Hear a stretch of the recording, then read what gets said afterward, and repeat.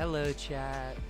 It's very late again, and I thought now would be the best time to go live at the dead of fucking night. And we're gonna make pot.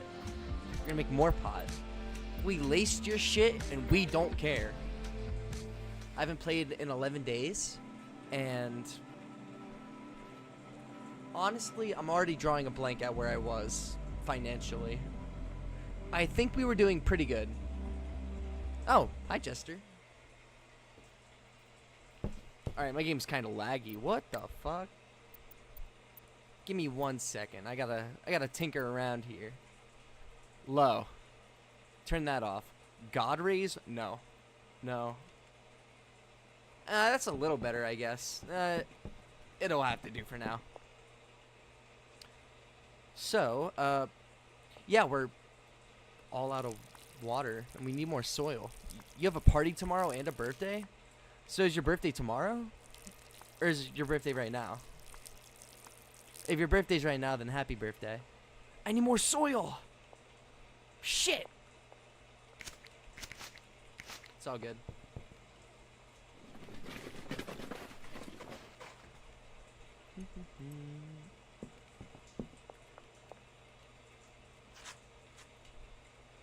A lot of birthdays going on around this month. My birthday is going to be next month, and I'm very much looking forward to that. It's going to be a fun time. Here. No, my birthday is on the 23rd of April. It's my teacher's birthday. Oh, that makes sense. Whoa, 3,840 by 2160. Bitch, hell no. What do you think I'm running here? Okay, that's a little better. Target frame rate, 144. Oh, that's perfect. Kinda. It's fine. It'll have to do. Maybe I should do the full screen for this stream. Sorry. I'm a mess over here.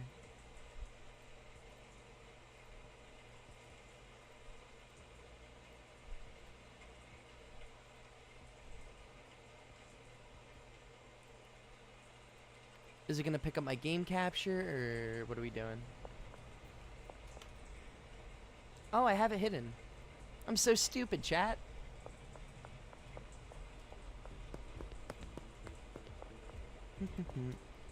I think I have to buy weed seeds. I also have to talk to the real estate agent. Jesus Christ, there's already so much to do. Okay. Wow, that is a lot of pot. Holy shit. Okay. Okay. So I have the seeds up here for the OG. 2 for sour.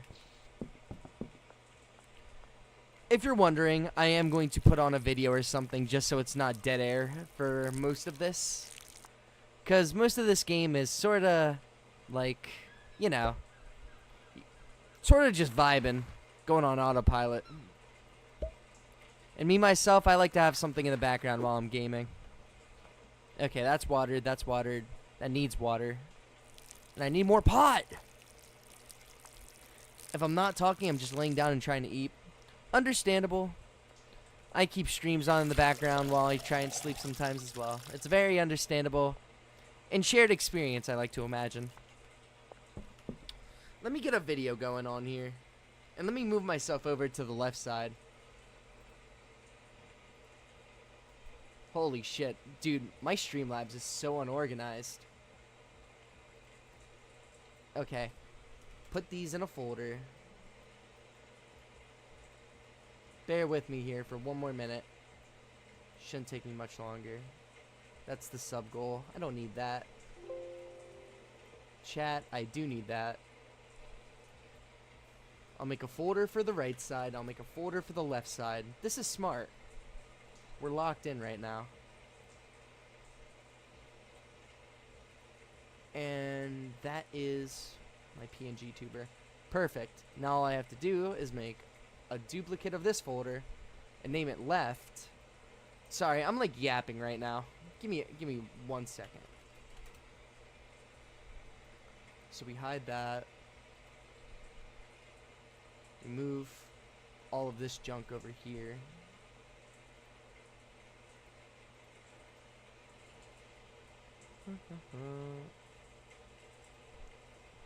Flip horizontal, hug it up against that, get the chat, and bring it over. I said get the chat and bring it over. I'll have to bring it over to my first monitor. God damn it. Sorry.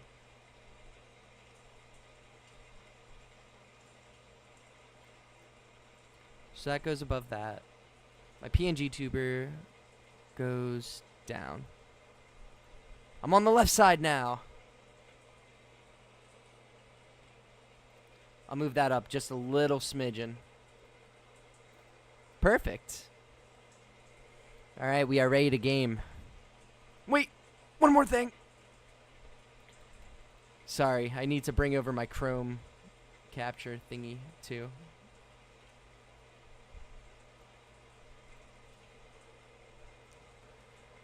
And ta-da!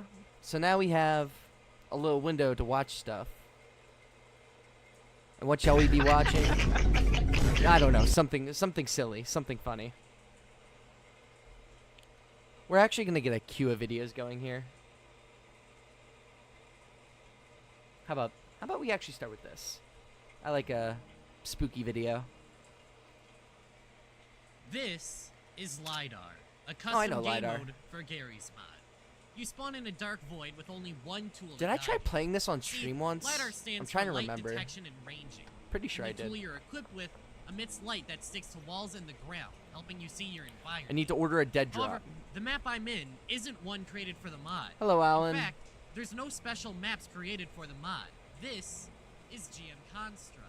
Here I am in GM Big Dude, that's City, literally so GM freaking scary, bro. Flagrax. This mod takes the normally fun sandbox arenas of Gary's mod and distorts So them, got making 9 them OG uncanny Kush. and eerie. It's easy to feel unnerved when exploring maps in LiDAR. There's a feeling of being lost in the dark, being alone. With We're only gonna the be dark talking to the ambience real of estate void agent. and sounds of the LiDAR to keep you comfort. Dude, I'm It's so really easy to get fucking the feeling chopped. that you're Holy not. shit. Because you're not. I think I gotta update my game a little bit. To the uninitiated, I'll Gary's do it- mod is I'll a do it off sandbox stream. mod of Half-Life that has taken its own form over time. Many iconic mods and videos have been made over the years, whether that be Team Fabulous 2, the G Oh, I wanna put that Mario 10,000 Gary's mod scenes of model on children screen, playing bro. with FNAF ragdolls. Holy But shit, while jump! Gmod being a sandbox lends itself to creating goofy and silly creations. Fuck this. It's also capable of doing the exact opposite. There's always been a horror angle to the Gmod fandom. I remember back in the day, people would spread rumors that certain Gmod maps were haunted by their deceased creators.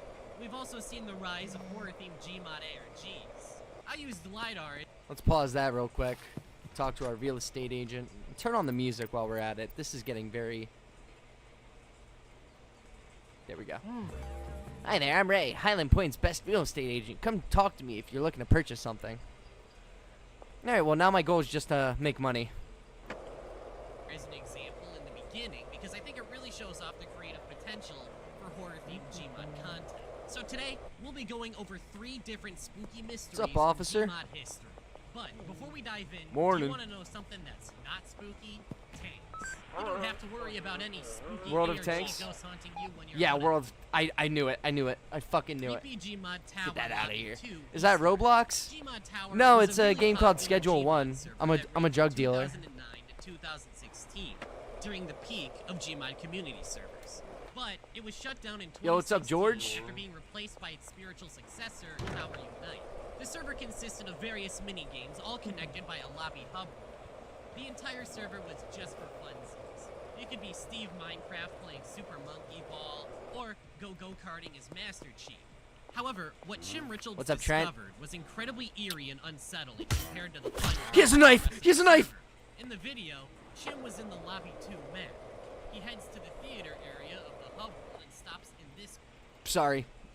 I have a low attention span. I gotta put brain rot on. Well, you said so calm. Where DEA? What the fuck? A Mori boy stabbed? Yeah, a little bit. The DEA? Well, we just don't care about the DEA. Ooh, we should do an iceberg video, maybe. Sure. Why not? Everyone loves to break out of bounds in video games, whether it just be through Alright, console commands make like that a bit note clipping, tinier or using some so you kind can of actually glitch see to the get game. out of your favorite multiplayer maps, or just breaking the game entirely to see what's under the hood in the levels you grew up with. It's been a fascinating Alright, there we go. That's prospect perfect. for That's many actually kind of over the perfect. years to see what lies just beyond what the player is intended to see. Whether it's just to get a peek at the tricks that might be at play within the game and the engine, Where's my dead or drop? to see if there were any secrets or Yeah, bits you of can have fun some, content in the left afternoon. behind for curious players to West discover. Construction Out site. of bounds discoveries are some of the most interesting in games because a lot of the times, unlike standard Easter eggs, they were never meant to be found. And are Oh only yeah, I seen unlocked the years mixing after station. release of the game. And sometimes, Dude. well, maybe they're a part of an even greater secret. Today, we're going to be covering a lot of these discoveries in an iceberg I made, based on another one created on iceberg charts by MetaRuner, as well as inspired by a few videos I saw on this topic by Oddheader. I'm actually not sure how I'm There gonna are a ton peddle of my interesting product entries on faster. here, so I'm gonna let's have to just get get my into it. contacts, As we my dive into the my other out of dealers. bounds God damn, discoveries Cranky iceberg Frank. display. Shit. Hell no. That guy looks chopped as Before fuck. that, let me quickly shout out today's sponsor, Displate. The Okay, perfect now we're gift turning for off- someone else or for music yourself, down. because Displates are What is awesome and o'clock in unique your metal region? The posters time is which you can currently easily mount on your 1 wall with no tools, just 07 magnets. a.m.. And these look great. I myself picked up I do have the this sick stuff. BioShock one. You may with, have this- You know. Also got a classic Halo CE poster for that 67. nostalgic feel, I'm and not even gonna a risk sick that. Hotline Miami one. The process for installing these could not be more simple. All you gotta do is use the provided cleaning wipes on the wall surface, wait about 10 minutes, then once it's dry, stick on the protective leaf. Did I click then the right place video? magnet on top of that and stick it to the leaf hard for about 5 seconds, and boom. Is this you're another done. ad? Now you just mount the display and you're It ready is to another go. ad. Get out of here. Yeah. Giant teddy bear. Oh, hell no. Modern Warfare 3. The teddy Oh, wait, I bear don't has have been an anything ongoing illegal. Easter egg in the Call of Duty series ever since its inception, basically, going all the way back to Call of Duty. Is that a Finest Hour Bongington? And the Ghost Room, which I discussed in the Creepy Easter Eggs Iceberg, and it is easily the weirdest COD Easter egg of all time. But back on track here, in the original Modern Warfare 3 released in 2011. Oh, 4 hours, aka 30 the good minutes. one, over time, Fuck, players I found quite misread a few that. teddy bears across Okay, the we're gonna be various waiting a little multiplayer bit. maps, including some even giant teddy bears that were very well I have an hidden, like this excess one of located on the marijuana, map so wall, I'm gonna give which it is only some of my accessible stuff by to my flying a friend. recon drone What was his using name? the support Benji. package into Yeah, this Benji. specific window, which you can clip through to see this bear dual wielding 2 golden deagles. I fucking There's remember another that. giant one located I actually inside played of the those kitchen games of a Burger bunch. Town in the map Skate park. Arcadian, and another one which is only visible outside of the map if you manage to glitch outside the boundaries of Resistance, where you can find another giant bear with the 2 gold 'Kay. deagles inside of a building. Yeah, it's good. Makes you wonder if there are any more of these in the other maps, which still haven't been discovered yet.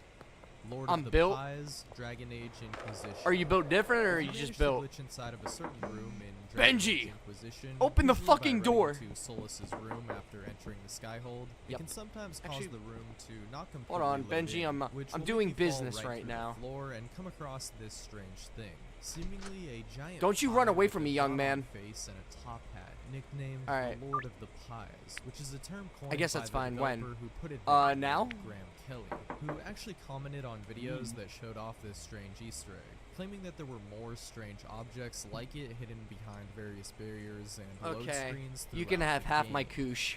Dev Room Fallout 76.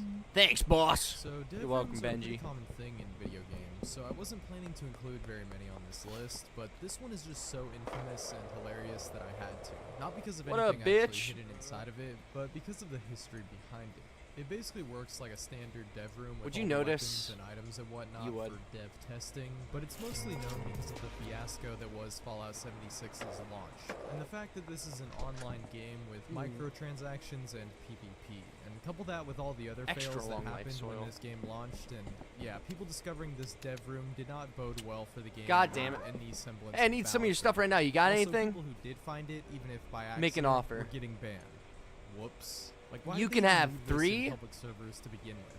Either way, but half let me the tell you, game buddy, there is it's a passed steep out, but price. it's still another interesting piece of lore in the story history of Oh my God, what the 76's fuck? dismal launch. White Gold Tower, Skyrim. Motherfucker.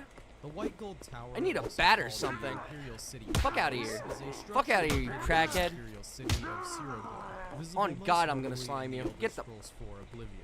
However, in Skyrim, Sit you your can ass get down. into the map by parkouring on top Fucking of some idiot. What are you buildings and doing, bro? drifting using the Do Not Delete chest and the Whirlwind Sprint shout. And eventually you'll get over a canal wall, which will take you outside of the map. Then you can Hey, head you- southwest yo, you trying to through buy the something? geometry Okay. and sort of shimmy your way up the mountains, the classic Skyrim way. And after a long trek at the edge of the range, you'll be able to see the tower in the distance. It's a very He low tried poly stabbing me. I had every right to model, destroy but him. It is curious that it was even included in the first place. Whatever. Yo, his body Third keeps Dimension disappearing. Among Us. Come on, bro. So this Third was Dimension explored in Among the YouTube Us. series Boundary Break, which Whatever. as suggested deals with breaking out of the boundaries of various games and seeing the tricks and inner workings behind making our favorite games work. Interestingly, Among Us is actually built on a 3D engine. Hey, boss, I've and run when out you of break how boundaries in the already? game, You're met with a pretty trippy Holy shit, experience dude. because all Yo, of the Benji is assets are slinging, 2D, bro. But the game itself runs in 3D with multiple layers. All the parts of the ship on the different maps, Hey, have as you got well as 4 space OG? itself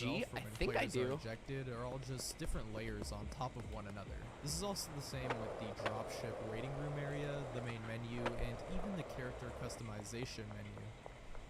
Stock. Do I even have that? Fallout 3. Oh, This I is got one of the coolest out of hella bounds shit. secrets Yo, in Benji, Fallout I 3. know, bro. You'll soon find out there's actually quite a few in this game and on this list. But even if you've played this game extensively, I'm How guessing about you've you never met pay the NPC Stockholm. And that's because he cannot be talked to 182. through normal means. Because he is actually the And sniper how about and right now, lookout who pussy? stands above the town of Megaton Cool. keeping watch. Now, you can either just no-clip up there on PC, Needs or if water. you're on console, or Oh, want to shit! do it without cheating. You have to basically parkour your way up there, but if you do manage to do it, you can actually talk to Stockholm. Dude, I who will forgot, acknowledge the plants fact need that you've water. broken out of the map. The more time I spend talking to you, the less I'm spending watching for ravens. Okay. How the hell did you get up Hey, here? boss, I'm just letting you know I'm out of. I know! I 90 suck at making maps. Okay. Doom 64. A pretty simple yet funny discovery which can be found in Doom 64. Holy It's shit, I have an so much elevator illegal because of stuff a on me. missing texture, which I guess was never added in. And it's made obvious by the message on this green texture in its place, which reads, I suck at making maps. And its inclusion was likely there to remind the developers to actually add in the appropriate textures to places that were missing them. Unfortunately, it looks like this one got overlooked. Farlands, Minecraft. The Farlands are a very strange phenomenon. Of course I got the in stuff. Minecraft, What do you an mean, area bro? so far from spawn that likely you would never encounter it. Said to spawn over 12 million blocks away from your initial starting zone. They are a terrain. No, I'm not gonna generation short 'em. bug I'm not which gonna would short only occur due to the noise generators. Oh, wait. malfunction. By the way, my friend Shirley can hook you up with pseudo. I passed your number on to her. What the fuck? Yo, I'm building connections, bro. Hello, Charles. I would like some Viagra. Give me 5 Viagra. A bit of mouthwash. You know what? Scratch that. Scratch everything I just said. Give me all the Viagra in stock. Sorry. Sorry. Fuck, really? That much? There we go. Oh my god, I got 20 things of Viagra. Guys, we're gonna be making some OG Bubba Kush. Due to the sheer size of the world, you would start creating strange shapes. and Holy walls shit, filled I'm with being blown mysterious up. Holes and caves. However, yes. this has since been patched out of the game, so Afternoon. to experience this, you'll have to play an older version and Yep. travel over 12 million blocks from Morning. spawn. There we go. Good luck with that. Past the flagpole, Super Mario Bros.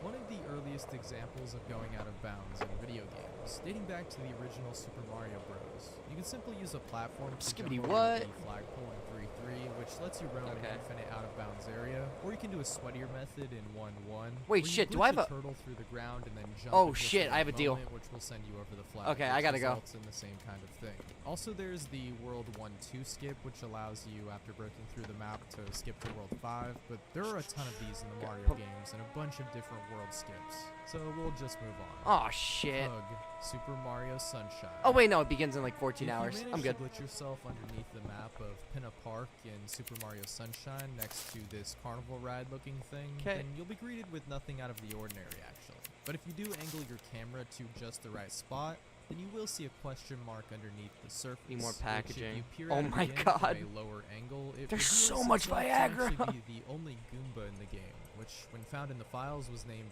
Cud, possibly a cut enemy from the game. However, it's Okay. only a crudely drawn good. 2D model, interestingly So I gotta enough. get soil. Missing Holy shit, material, dude. Borderlands 2. I'm a This is mess. another missing texture situation. Pretty simple stuff, but I guess I'll outside go of to the map bed. in Borderlands 2, Yeah, I'll go to YouTube bed. user the Hitman1398 discovered an interesting blinking texture that reads missing material, an obnoxiously bright message which again was probably being used to signify map. Alright, let me lock in real quick. So I gotta go over to the supermarket, get some baggies first off. I'm gonna have to put everything on an ATM on my card. Deposit, 500, boom, nice. Now, we gotta just get baggies and fucking soil. That's like the... Yes, there we go. So that...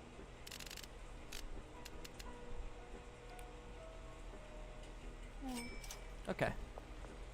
So far, so good. Oh my god, I forgot I still had 20 baggies here. Okay, even better. We're gonna make some super stacked Viagra weed. Which is not a sentence I thought I'd ever be saying in my life. Alright. Let's get the shit bagged up. Or wait, no. Aw, fuck off, Kim. Okay, hold on. So, she wants 2. So, do that. That's perfecto.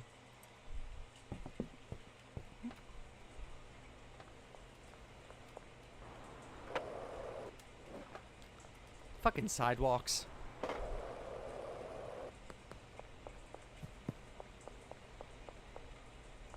Are you the one? You are.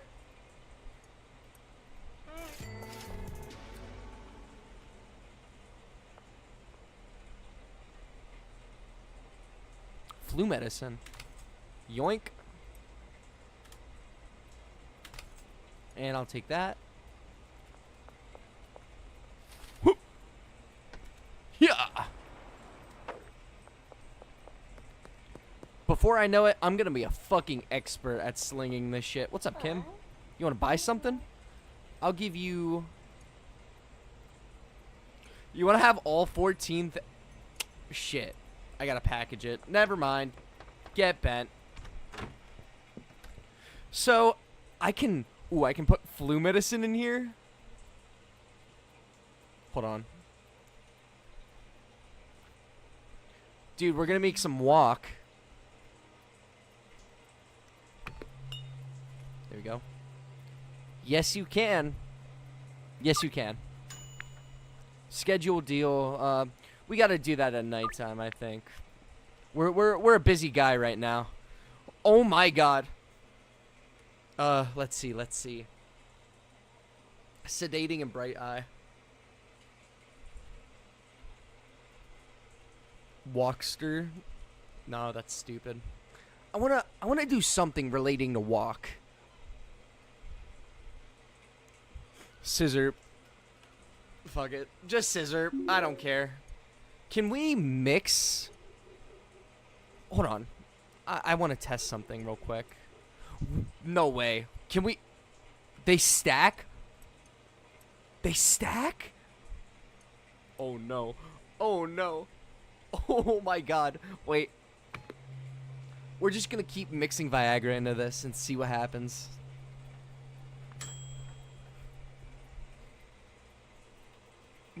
Boner Bosch. Alright, we got that. So we're gonna take that. We're gonna... Is it gonna do anything? Or... Medication that is used to get you chubbed up is crazy. Alright, so it's not gonna do anything once we already did it once. So... We'll just get that. Throw that thing in there. We'll sell that to somebody as a little freebie, you know what I mean?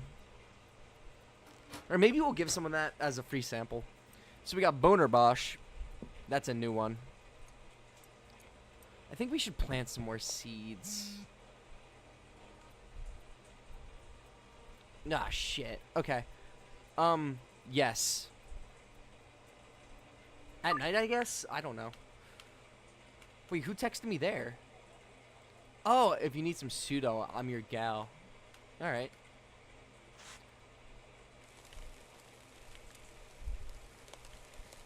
Our business is going to be booming in a little bit.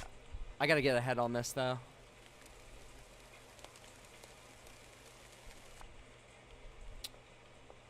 Ah, shit. I got to water all my stuff. What am I doing?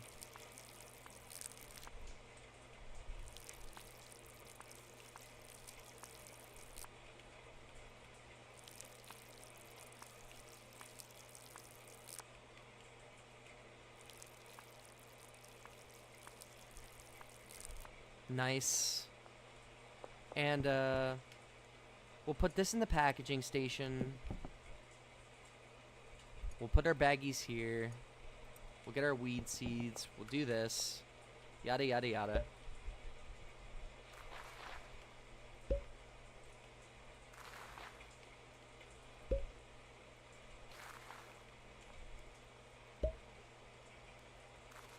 Chat, I'm low-key kind of cooking here. Like, oh my god. There's so much. There's so much Viagra. What do I do with all of this? Oh my Christ. Okay. Gonna put this up. Gonna put the soil up. Bro, is that making goodies? Oh, I'm making hella goodies. Like you wouldn't even believe. Gotta clean up after ourselves. We're not animals, guys. Okay. Shit. Drop the bong. Okay. Gotta make sure we have our OG stuff. Oh, we need more OG. Well, indubitably, we can do that. We're only packaging what we need right now, so. Take our boner Bosch. Combine that with that. Boom. Looks good. I just gotta bag up my trash. Okay. It's time to go sling. Where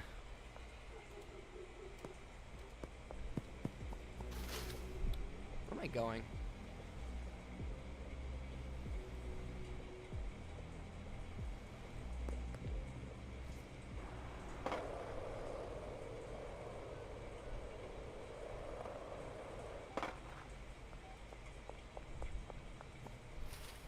Are you Trent?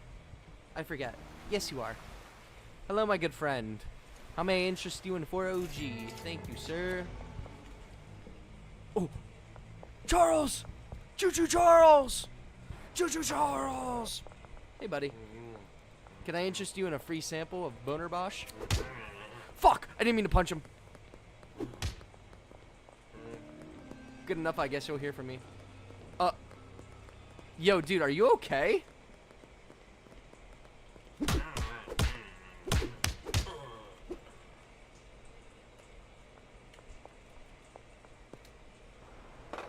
Anywho, we have work to do.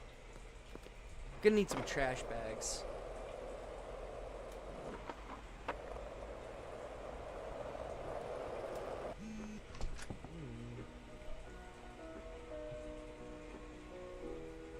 Fuck, dude, I really gotta get a new place. But that's gonna take like forever.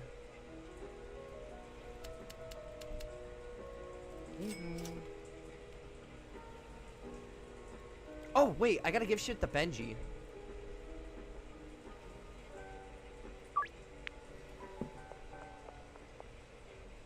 I'm low-key, like, forgetting. Bro had flashlights in his eyes. Oh, he was seeing the light, bro.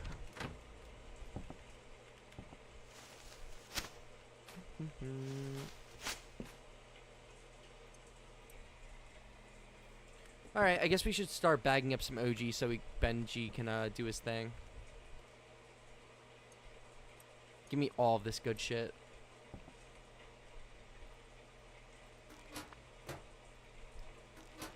There was a faster way to do this. Well, there probably is later down the line.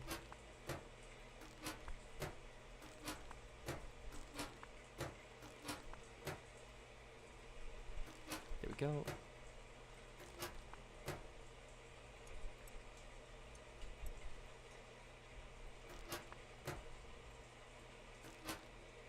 So Viagra is a drug. Oh, you don't know what Viagra is. Well,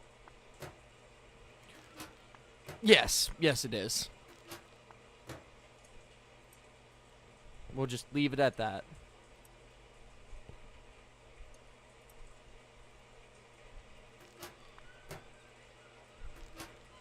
I'm not nearly qualified enough to begin talking about this. So I'm not gonna. We're just gonna keep bagging until the night consumes us.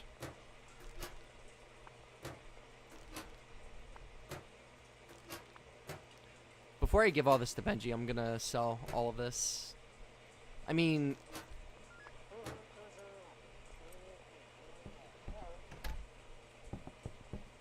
the fuck was that? Are those feds? On God, I'll fucking kill a fed. No, that's a joke. That's a joke.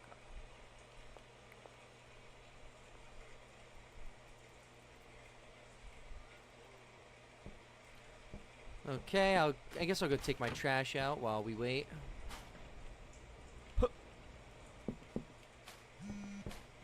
We got 5 OG Kush. I'll pay $2.15 for it. Fuck yeah.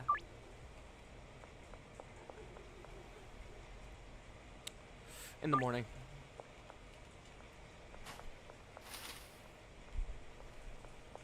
Oh, I'm gonna be a busy boy. A busy raccoon.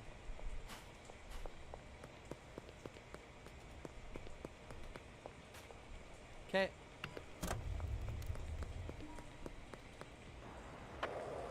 Dude, I have like 31 things of weed on me right now.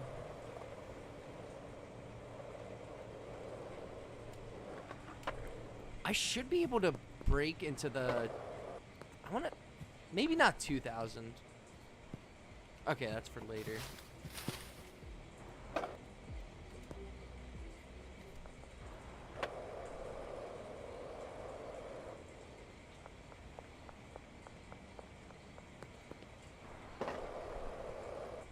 God damn.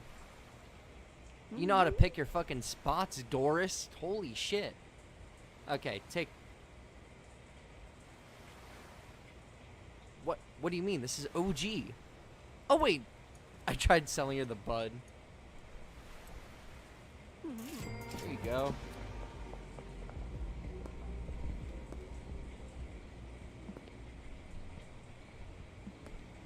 I make sure all my customers are satisfied. I am the plug.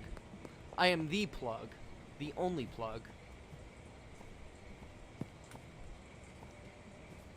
Well, bro, I should go. Alrighty. I hope you have a great night. Or whatever time it is for you. I'm gonna be here doing my thing.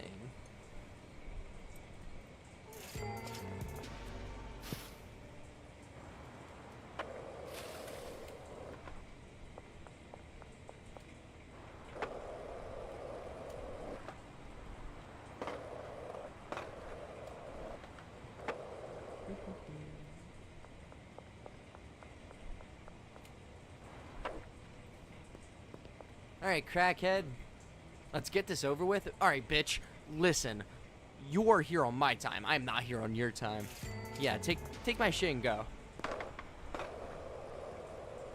Just being a bitch for no reason, bro. Fucking up my vibe. Okay, I'll reserve. Shit, dude. We need so much more.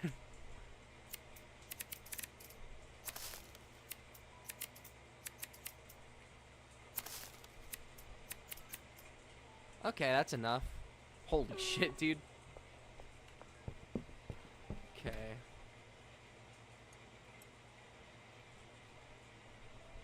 Benji is gonna have a busy day tomorrow.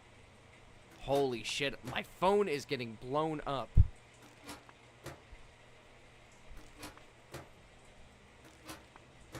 I'm just trying to sell Koosh.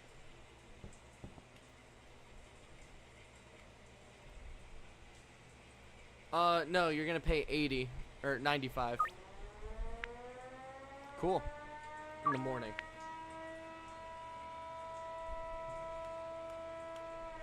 So it's curfew right now. Still have some things we gotta do here before we go to bed. If we plant something, it should be grown by the morning. So we're gonna do that.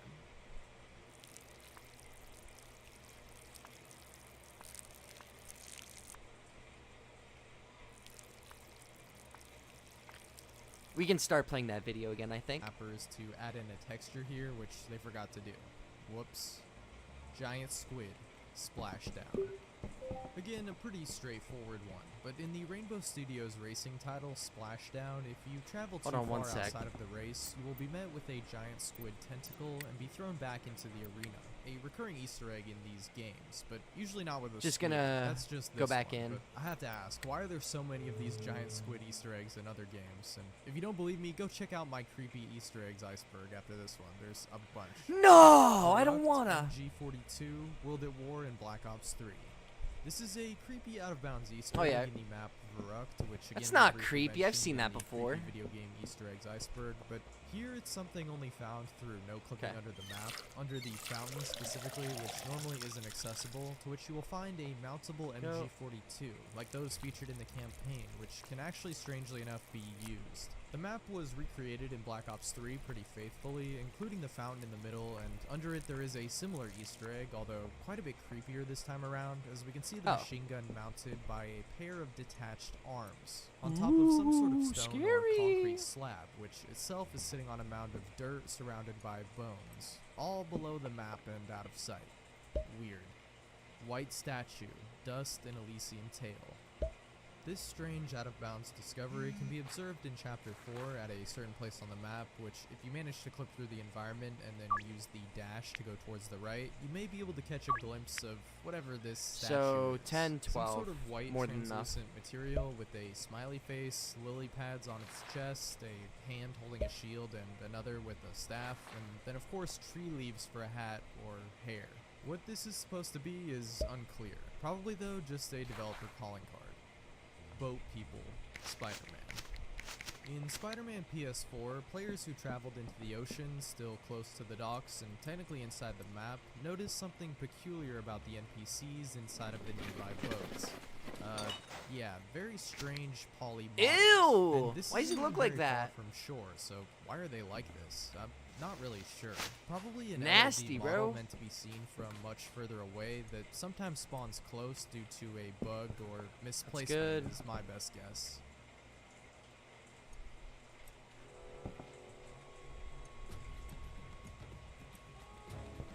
Yeah, we need bags.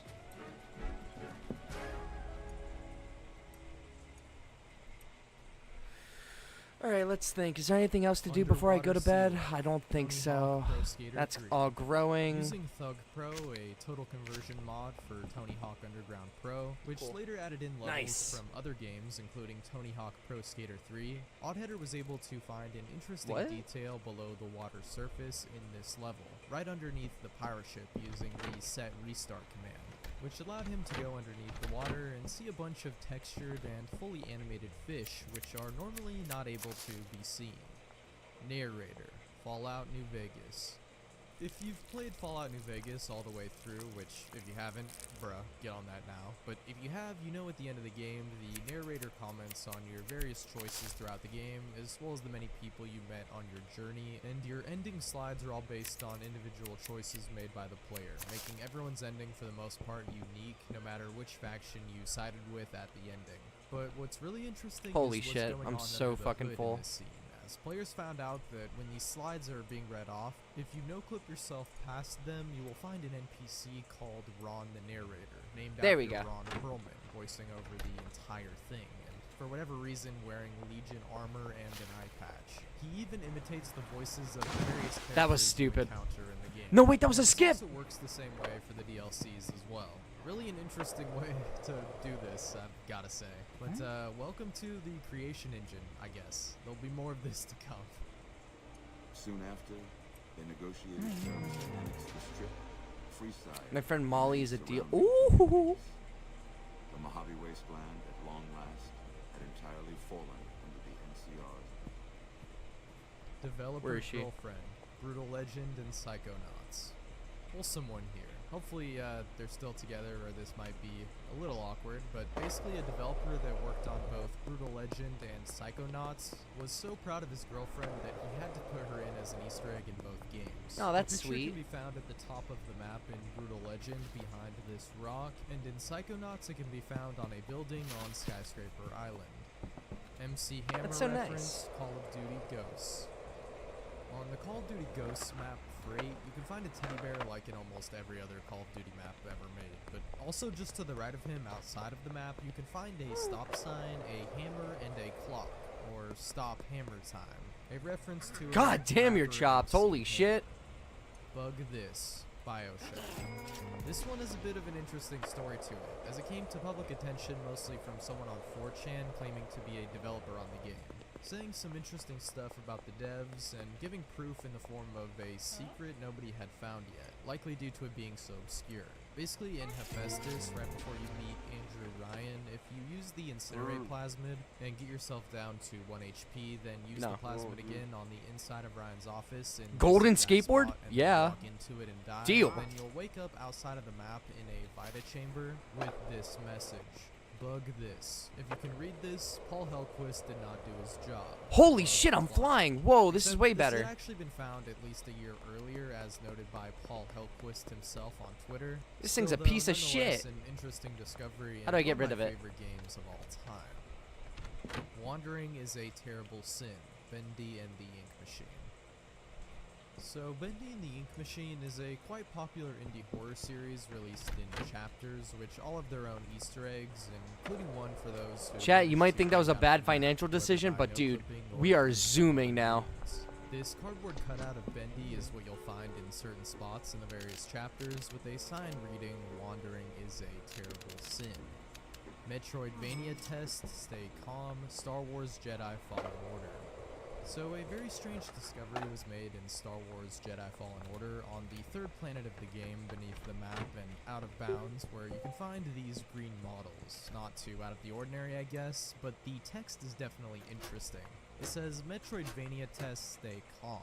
Obviously in reference to this subgenre of games inspired by elements taken from the Metroid and Castlevania series, games featuring exploration and progression in a non-linear environment. To Altair's Assassin's Creed.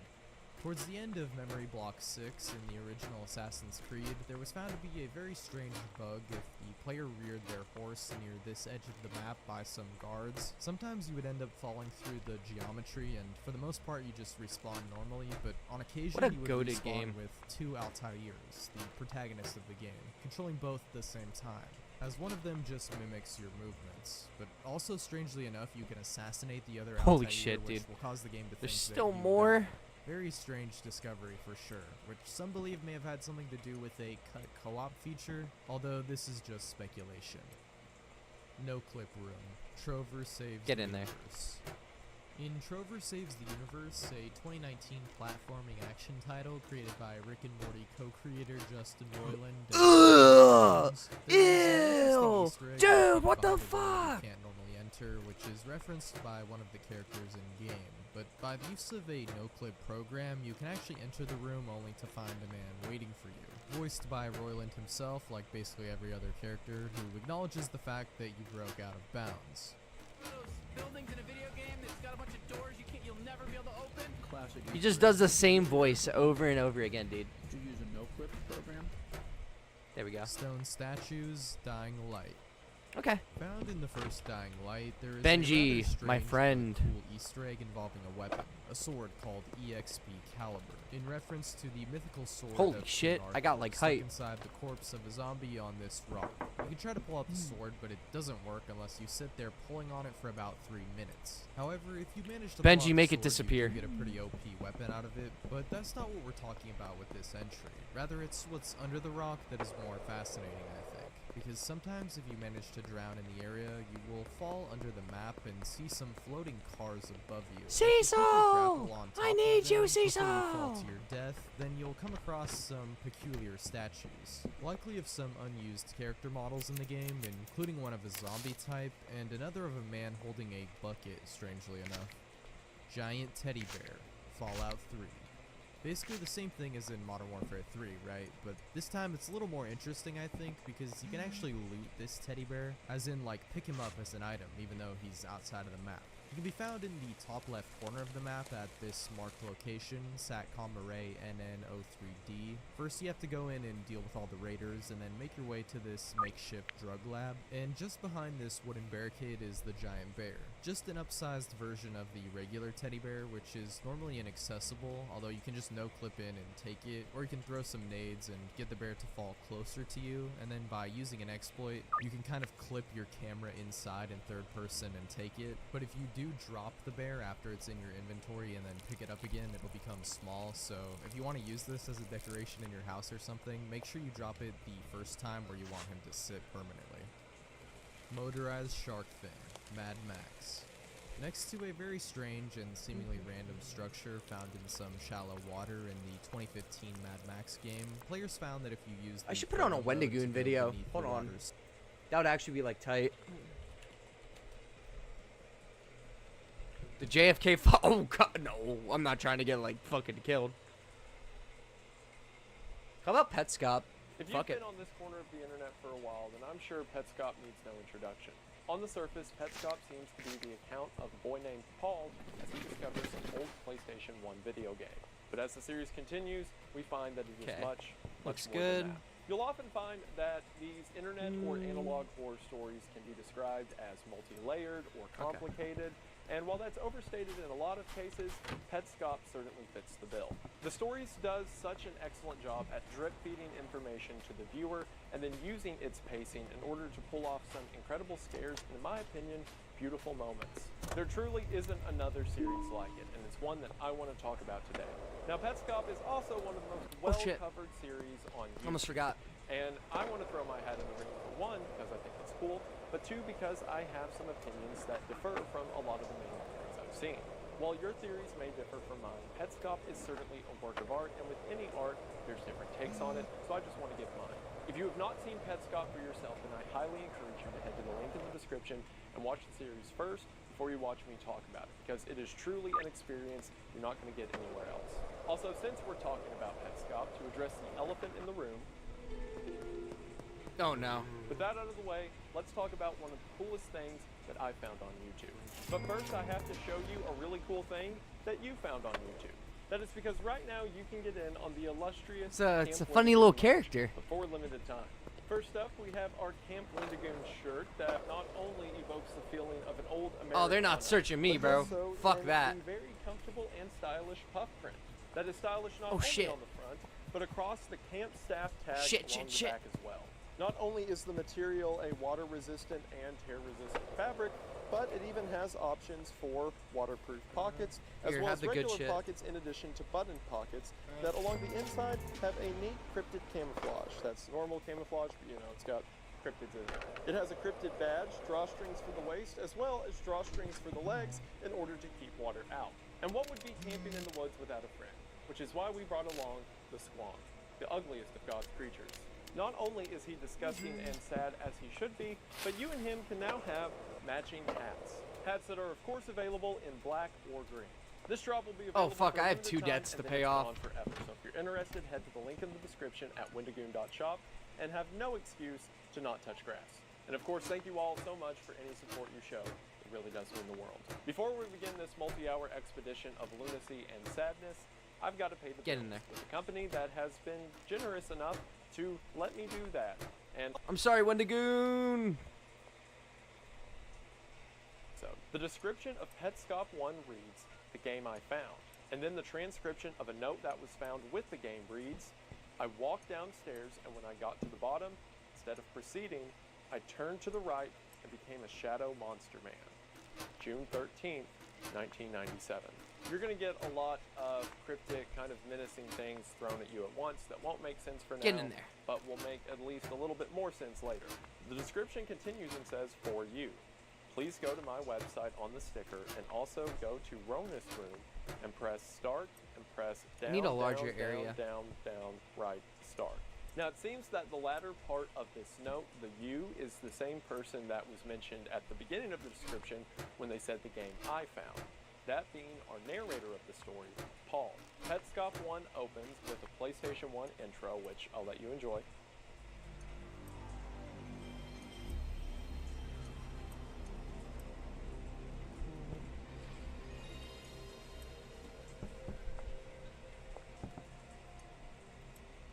You're welcome, which is followed by a logo of the Thank you, game's Indigoon. I'm developer, sorry. Gary Where are my Lee. manners? Petscop 1 begins as a typical Let's Play, with our narrator Paul explaining that he is filming this in order to prove that he's not lying, whatever that means. This is just to prove to you that I'm not lying about this game that I found. Paul comes to a sign explaining that where he is at now is called Gift Plane, and that it's closed, but at one time was home to over 100 pets. He goes on to say that 48 pets remain and that we're able to visit 8 homes. The numbers 48 and 8 are highlighted, indicating that the number can change. In other words, this seems to be a sort of progress update. In other words, perhaps as the player plays the game, this number can be changed. Paul then shows us that if he keeps walking to the right, he simply walks off into space. It's very apparent that Petscop is in an unfinished state, which sort of leads into the legitimacy of the series itself. It's very apparent that Petscop has an old PlayStation 1 aesthetic, but obviously, outside of the series, it's a game none of us have ever heard of. The state of the game that Okay, that Paul is looks playing good. being unfinished implies that maybe this was a game that was being developed I'll give all this weed to sometime by Benji. Carolina, but never made it to store Okay, like shelves. 10 on me. And somehow, Paul managed to find his way into an early copy. Paul walks into the first room of the game. Benji's out sees a dealing? picture that W is mans. described as 2 friends, Tonith and Randus. Tonith being a bird with a bent leg, and Randus being a flower. Paul then walks to a door at the back of the area, and text appears to tell the player that the door can't be opened, or you just don't know how to open doors. Likely a joke about the player character not having arms. Paul walks into a hallway of signs, and the signs say things like pets don't have to love you immediately, and that some of the pets are afraid, but you just have to give them a good home. It seems that the premise of the Petscop game is to find and collect these cute pets and We're give them a good chilling. home. From the bright colors to the warm music, it fits the aesthetics of a family-friendly PlayStation 1 video game Cock. for kids. And it looks like the mechanics of this game are basic puzzle solving in order to catch these pets.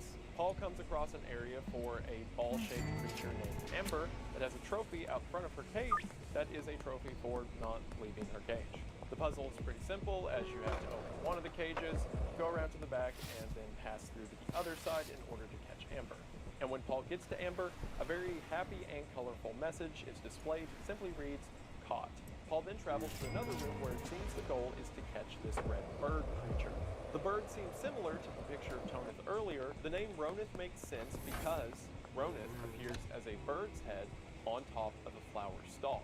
Alright. Meaning that Ronith Give me seems to some be a combination of Tonith flu medicine, and Randance seen earlier on the picture. some hence mouthwash. the name. Either way, Paul hasn't figured out the puzzle yet. And that should be good. Anytime he gets close, I'm gonna need a new shelf to store all my the player shit. character itself seems to be this kind of bird animal thing that, as mentioned earlier, doesn't have Oh arms. shit, I just ran her over. So it seems My like bad. the creatures that appear in the game are not human, but are instead these colorful cartoon characters. Paul goes into the pause menu where we see a message displayed to the right that reads, "We hope you're enjoying the game." And among the standard pause menu options, we also have a I'm fast as lightning, you can't get me. as well as a book of baby names, something to keep in mind for later. Paul shows us that whenever a pet is caught, you can go to the glossary and see information about the pet itself. Police are near. Paul then goes into another room where there is a keyboard laid across the ground. In order to catch this pet, Paul has to go run a treadmill until he gets to the number 7, which allows his mirrored versions down the piano to simply step onto the piano and catch this pet. After this, there's another basic puzzle with a flower and rain, where Paul has to move a bucket in order to catch the rain, to then catch the flower. Oh fuck, As dude, well I gotta as get the out of itself. here. The flower that he catches is Randus that was seen on the picture earlier. Come So on. Paul's done all of this to show us what it seems Petscop was supposed to be, what the game is on the surface. And then Paul says, Now I'm gonna show you the part. That's such a huge deal. I Paul gotta decides accept to it do now. the thing that was written on a note that came with Petscop, which was again the thing that was in the description of this video. Fuck! The note then told Paul to go to Rona's room, press start, and then press down, down, down, down, down, right, start. As soon as Paul does this, Whoa. happy music cuts out. The game still has audio. Paul's character still makes noise whenever it walks around. Paul walks back to the Okay, entrance of we're the good. house, but when he steps out, things have changed. How the fuck am I gonna Instead get of the bright home? and colorful sidewalk he was on earlier, he is now in a dark field of grass, with the building he was just in now appearing as a brick block with a single gray door. Paul's unable to find any until the video hard cuts to 15 minutes later when Paul says by luck he was able to find the shut cellar door. Paul says that he is afraid to quit because he's afraid he won't be able to find this door again. My hotel when the room. video ends. So on the surface, it seems that Petscop is a friendly game made for kids. Oh, thank but God. There seems to be some secrets hiding within it. You. And it seems that the reason Paul is recording this is, as he stated at the beginning, to prove he's not lying about the weird things this game holds. Benji, So what's hiding earnings. beneath the surface of this Oh my God, game? Benji. Well, we start to find out. I could like kiss you Episode right now. 2. Petscop 2 opens with Paul standing next to the same cellar But I door won't. we did in Petscop 1. But then, for seemingly no reason, a tune plays and the door opens. Paul then begins Bitch, talking I to was Petscop literally here for a before couple of you. minutes, only to You're come back outside to my find the apartment. door Go fuck open. yourself. Paul walks down the staircase in what seems to be a brick room with a sort of carpeted floor. There are some pictures on the wall we can't make out and a square structure in the back of the room. Paul continues to walk until he gets to a tiled pathway that has a sharp drop-off close to the screen. Low key, could I? As Paul is doing Hold this, on. an interesting thing to note is that he keeps coming across several of these jewels or pieces that can be found in the above world of Petscop or the gift claim as it was described. This tells us What, that you're gonna call the despite how police on me for strange trying to steal and your fucking different weed? this realm Ooh, seems than the one boo-hoo. the game began with, this is still Officer, somehow officer, you different tried game. stealing my As Paul's walking on marijuana. this Like, tiled shut floor, up. he Get keeps out of here, phone you snitch. continues towards the noise and winds up at what seems to be an office. Paul walks up to the ringing phone and we got simply see this. the message, Care left the room. An important thing to note here is that colors tied to names will be a recurring theme throughout the series. And since the word care here is in yellow, moving forward, anytime we see something yellow, we can assume that it ties Hi. back to care. But for now, this ominous message is all we get. Paul walks over to a pinboard on the wall that displays 3 pictures labeled A, B, and NLM.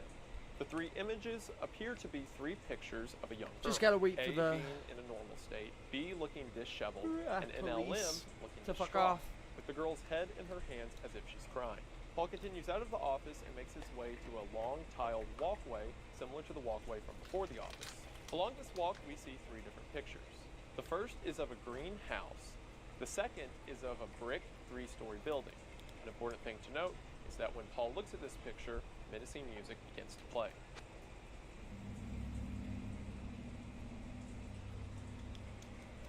And then finally, the third picture he comes across is a I see picture that. of a I window. saw that officer running Keep all 3 of past. these locations in mind as we move on through the story. Hopefully he won't come Paul in here. eventually comes to an area that seems to be a road with a tunnel as cars are passing on the road. As Paul tries to move into the off-camera areas Hi, of Kim. the road, the camera doesn't follow. After moving through this area, strikingly, What if I short her? Paul comes across I'll give grave. her. I'll When give he her walks stuff. up to the grave, we see the display that this is the grave. of I'm gonna go someone for it, named though. Michael Hammond. And as Paul astutely says, That's a dead kid. and Paul is right, as we see his date of birth is 1988 and his date of death. Oh my God, I'm nasty. Holy The only shit. descriptor we get besides this is the quote, Mike was a gift. Dude, Another I'm important thing to insane. mention is that when Paul I gets just to the stole grave, all of her Michael shit Hammond back. is in this bright pink color. Yeah, I think I Again, know the color method. association in mind for later. This is our first explicit mention of something menacing going on. Why would hidden inside of this children's video game be the grave of a 7-year-old child? Immediately next to this grave, we see a wooden shed that has 2 doors, one leading to a staircase similar to the cellar door earlier, Shit, and I an didn't open think this doorway through. at the level Paul is on. Both above the tombstone and above the cellar door are 2 faces. These faces are simplistic but I'll take detailed that. enough to see a notable difference. The face on Mike's tombstone has tired eyes and a rounded nose, while the face above the cellar has wide eyes, straight nose, and no eyebrows. Paul walks through the open door of the wooden shed to see a giant daisy. As Paul walks up to the daisy and interacts with it, each interaction plucks off a petal of the flower. And with each pluck, the daisy begins to sink into the floor. And with each alternating pluck, the screen goes from normal to a distressed red. After Okay, plucking a few I gotta petals, think Paul here. steps out and then goes through the cellar. So I When got he some gets to the pseudo. subfloor, I got some raised up in the mouthwash. air I is got a some of girl this. crying into her hands atop a pedestal. If Okay. we remember the picture we saw in the Yes. office earlier, this seems to be NLM. Or in other words, the image of a girl crying with her head in her hands. Paul then goes back up top and continues plucking the flower until all the petals have been removed and the daisy disappears. A thing to note is on the final pluck, the flower ends on a red screen or bad alternative. Paul then goes back down the stairs to see that the stand NLM How do I was move on you? has now been lowered to the ground. The screen Whatever. maintains its red hue from above, and NLM herself seems to be glitched or changed. Paul's unable to interact with the character, so he simply Oh, yeah, leaves. right. Paul walks behind the shed and is surprised to find a secret hallway that leads Perfect. into a new area. He comes across a building that seems to have a long window. If you look closely, you can I wonder see if I can something sell passing this. in the window as Paul approaches. As Paul goes inside of this room, the walls are covered in blue crayon drawings of the same shape over and over. As Paul makes his way to the back of the room, we see this same shape, only large, in person, and red. On approaching this shape, a Oh my text God, box shelves appears. barely The text cost a box allows thing. Paul to type in a question. When Paul simply types in "what" in red letters, the red shape displays the message, "I Oh my don't God. know." Paul walks around the shape, and when standing against the back wall, he can see a giant windmill that is spinning clockwise. If you'll remember, this is the same windmill You're out of that you saw a product, picture got of it. earlier after he left the office. As soon as Paul steps away from this image, How about the red shape that displays the works? message, Yo, "Keep chat, watching the let's windmill." go. When Paul looks again, another dark, heavy sound plays. The video then cuts, and Paul says he looked for a couple of minutes and nothing happened, so he leaves. As Paul leaves, he begins to talk, and something that you might have expected is proven true. See, when Paul's describing these things to the audience, he's not doing it in a typical Let's Play fashion where he's narrating everything. A lot of the footage is quiet, with him making one-off remarks and then continuing on his I path. got different ones. More so than Oh, it's sour diesel. presentation, it's Right. like Paul is on one end of a conversation. Or more specifically, it's like he is recording this not to post on YouTube, but to show someone else. This is hinted at the very beginning of Petscop 1 when he says he's only recording this to prove he's not lying. And then everything after the cellar door was opened at the beginning of I got Petscop it. 2 is new to him. This works really well at immersing the viewer in the world itself, because as things happen to the player character, Paul reacts naturally, being surprised and Meth! scared. But as Paul is walking around here, he says something that confirms this video is intended for one person. When you come home next month, Oh shit. and hopefully you're feeling a little more enthusiastic about that now. We don't know what this means yet, but just keep in mind as we move on that Paul is not just the presenter or the narrator of the story. He is as much a part of it as anyone else. Paul eventually finds his way into a room that is called Quitter's Room, at least according to the text that is backwards across the ground. We soon understand why this is, as when Paul makes his way to the left side of the screen, the room that he is in is a mirrored copy of a room that's on the left. Not only is the room itself mirrored, but the player character is being mirrored by an entity in the left room. The body of the sprite seems similar to Paul's, but the face is different. I'm fucking Instead nasty. of Paul's sort of animal beak shape that matches the rest of his form, What? this figure Whoa, has whoa, a whoa! What is that? smile Yo, what is that? similar to a child's straw. Hold on, wait. We're bringing that home with us. Oh shit. And when he does, a tune plays. And after both Paul and the mimic emerge from behind the bookshelf, it seems that the mimic is no longer a perfect mirror of Paul. It is slightly delayed and is not matching his movements perfectly as it was earlier. However, when Paul stops and allows the mimic to sync back up, from that point on, it once again becomes a mirror image. This implies that whatever this thing is may not be a program that simply mirrors what Paul does in Quitter's Room, but may just be something that wants Paul to think that it's a mirror image of him.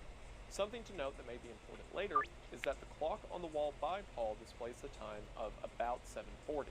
However, keep in mind that the version of the room Paul is in is a reverse image of the room on the left, indicated again by Quitter's Room being written in backwards across the floor. So the actual time may be 4:20. Paul then walks to a note on the opposite side of the room as the mimic, and we see backwards in purple crayon, haunting note, "Do you remember being born?" After this, Paul leaves Oh, yeah, and wait, I continues remember back up the this. staircase to the green grass Right area here. that the cellar door originally opened at. The second episode ends with Paul simply standing still, facing away from the stairs. Now, it may not seem like it yet, but we have a ton of pieces here that are going to affect the story as we move on. Things Fucking like hair bitch, and get mic. outta here. The question of do you remember being born will become crucial. For now, let's continue on with Petscop 3. At the beginning of Petscop 3, Paul decides to take the other direction of the one he traveled in Petscop 2 after he gets to the underground area. As he walks to the right, giant gray Drug letters making appear again? that Yes, I am, read, Crafty. I'm doing pretty damn good for myself. I want to order a dead drop. Granddaddy Purple Seed. Oh, give me some of that. Give me some green crack. Give me some OG. And top it off. I can't. There we go. And yes. And try the morning. Because I don't have 4 OG right now. Yeah, my business is going along smoothly. I just need a bigger base of operations and more drug dealers. Because this is all I'm working with right now. Some stupid shit. Okay. Yeah, this game's really addicting. Still currently waiting for you to pay off your debt. I know. I'll get you right. Don't worry. I should actually try mixing my drugs together. I have a bunch of like, yeah, I have some sour diesel. I could try that. I could mix some sour diesel with some Viagra. See what happens.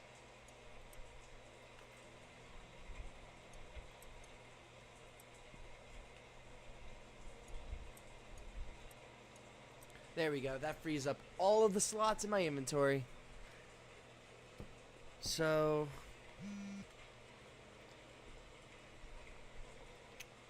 yeah, sure, deal. But it's gonna have to be in the morning because I don't have shit right now.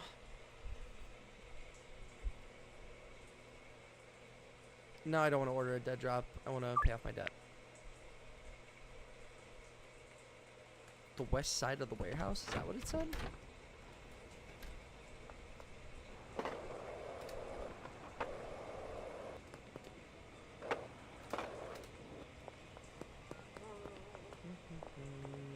Nope, I can't pickpocket a cop. Are you a cop? You are. Okay. Where's the warehouse? There we go. West side of the warehouse. Dude, ever since I got this golden skateboard, it has been so much better. Just being able to go everywhere faster. Take that.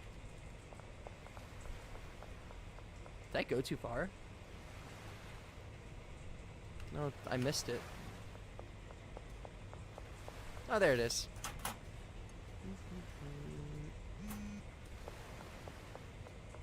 Let's see if we can get our way into here. Can I come in? Oh yeah, Bossman told me about you. Come in. I have motion! I have motion! Oh shit. We got a little club going on in here. God damn. Holy sh... Wow. Hey buddy, what do you... Oh, now we're talking. What do you sell?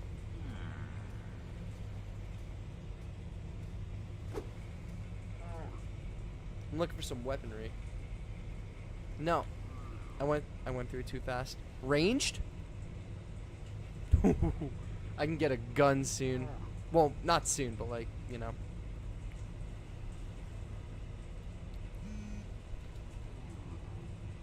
I want the machete. Really? Alright, fine. Deal. Sure, in the morning. Wow, dude, I have a busy day tomorrow. I'm guessing... Oh, my debt's 90.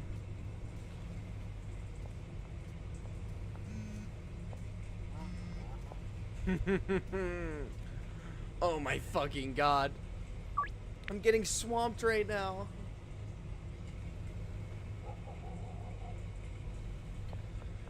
Okay. Whatever. We'll have to make do.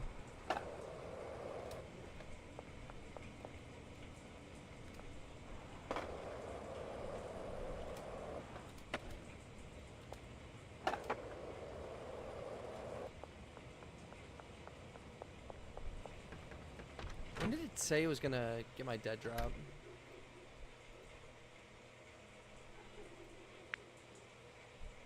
Behind the casino. I know where the casino is. It's gonna be a bit of a risky, you know. Or wait. No, yeah, casino's over there.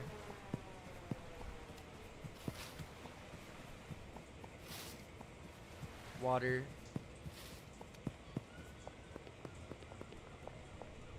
Oh, wow. Oh, this guy's stacked. What the fuck? He's also got...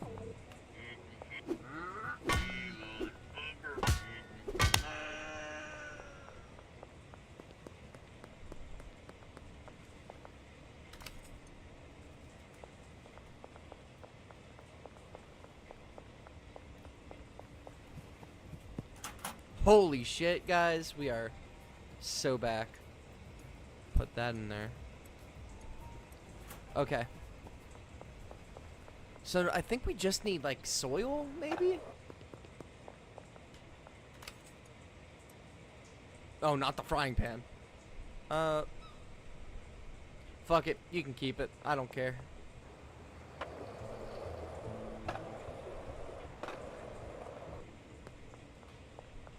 Okay, back to Petscop. Good grief, and alas.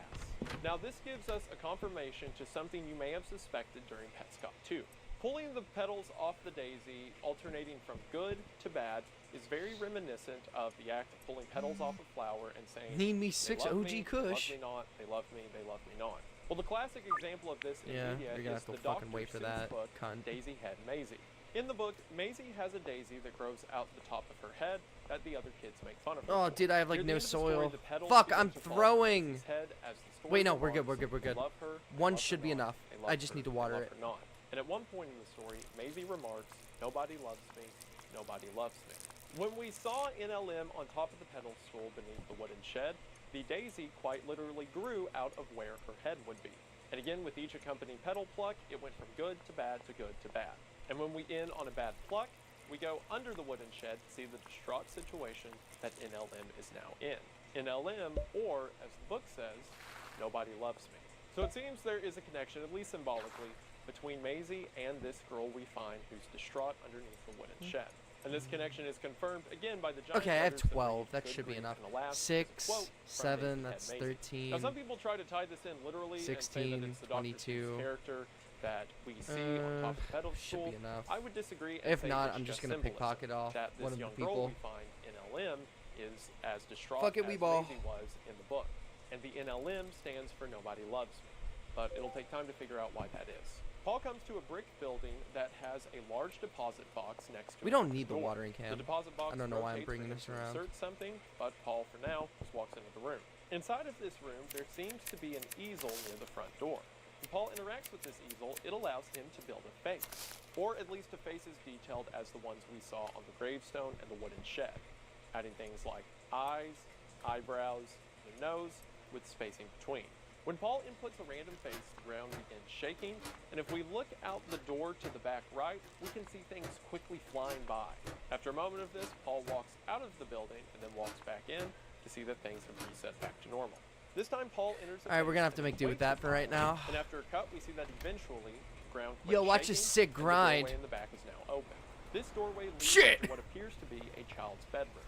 The bedroom simply featuring Ignore a that. bed with the figure of a Lock child in, lock set in, lock on in, it. lock in. The face on the wall that Paul entered in order to access this room, and a table with a lamp that highlights an 8-ball and a red truck.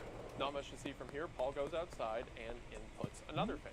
This time, with the ground's done shaking, Paul enters into a new bedroom. What are the Other odds I than can the do color this? and the items on the table, Watch, the hold setup on. is the Let's same. see. Faces on the wall. The child is resting on the bed. Oh, Again, really? the I can't distinguishment is pickpocket what's that on the off table. him? This time we see a Rubik's Cube Shit, and a dude. Pez dispenser. Whatever. After this, Paul tells us that he's only going to do a couple more of these because it takes about 10 minutes between each load. In other words, he has to input the face and wait for 10 minutes until a room shows up.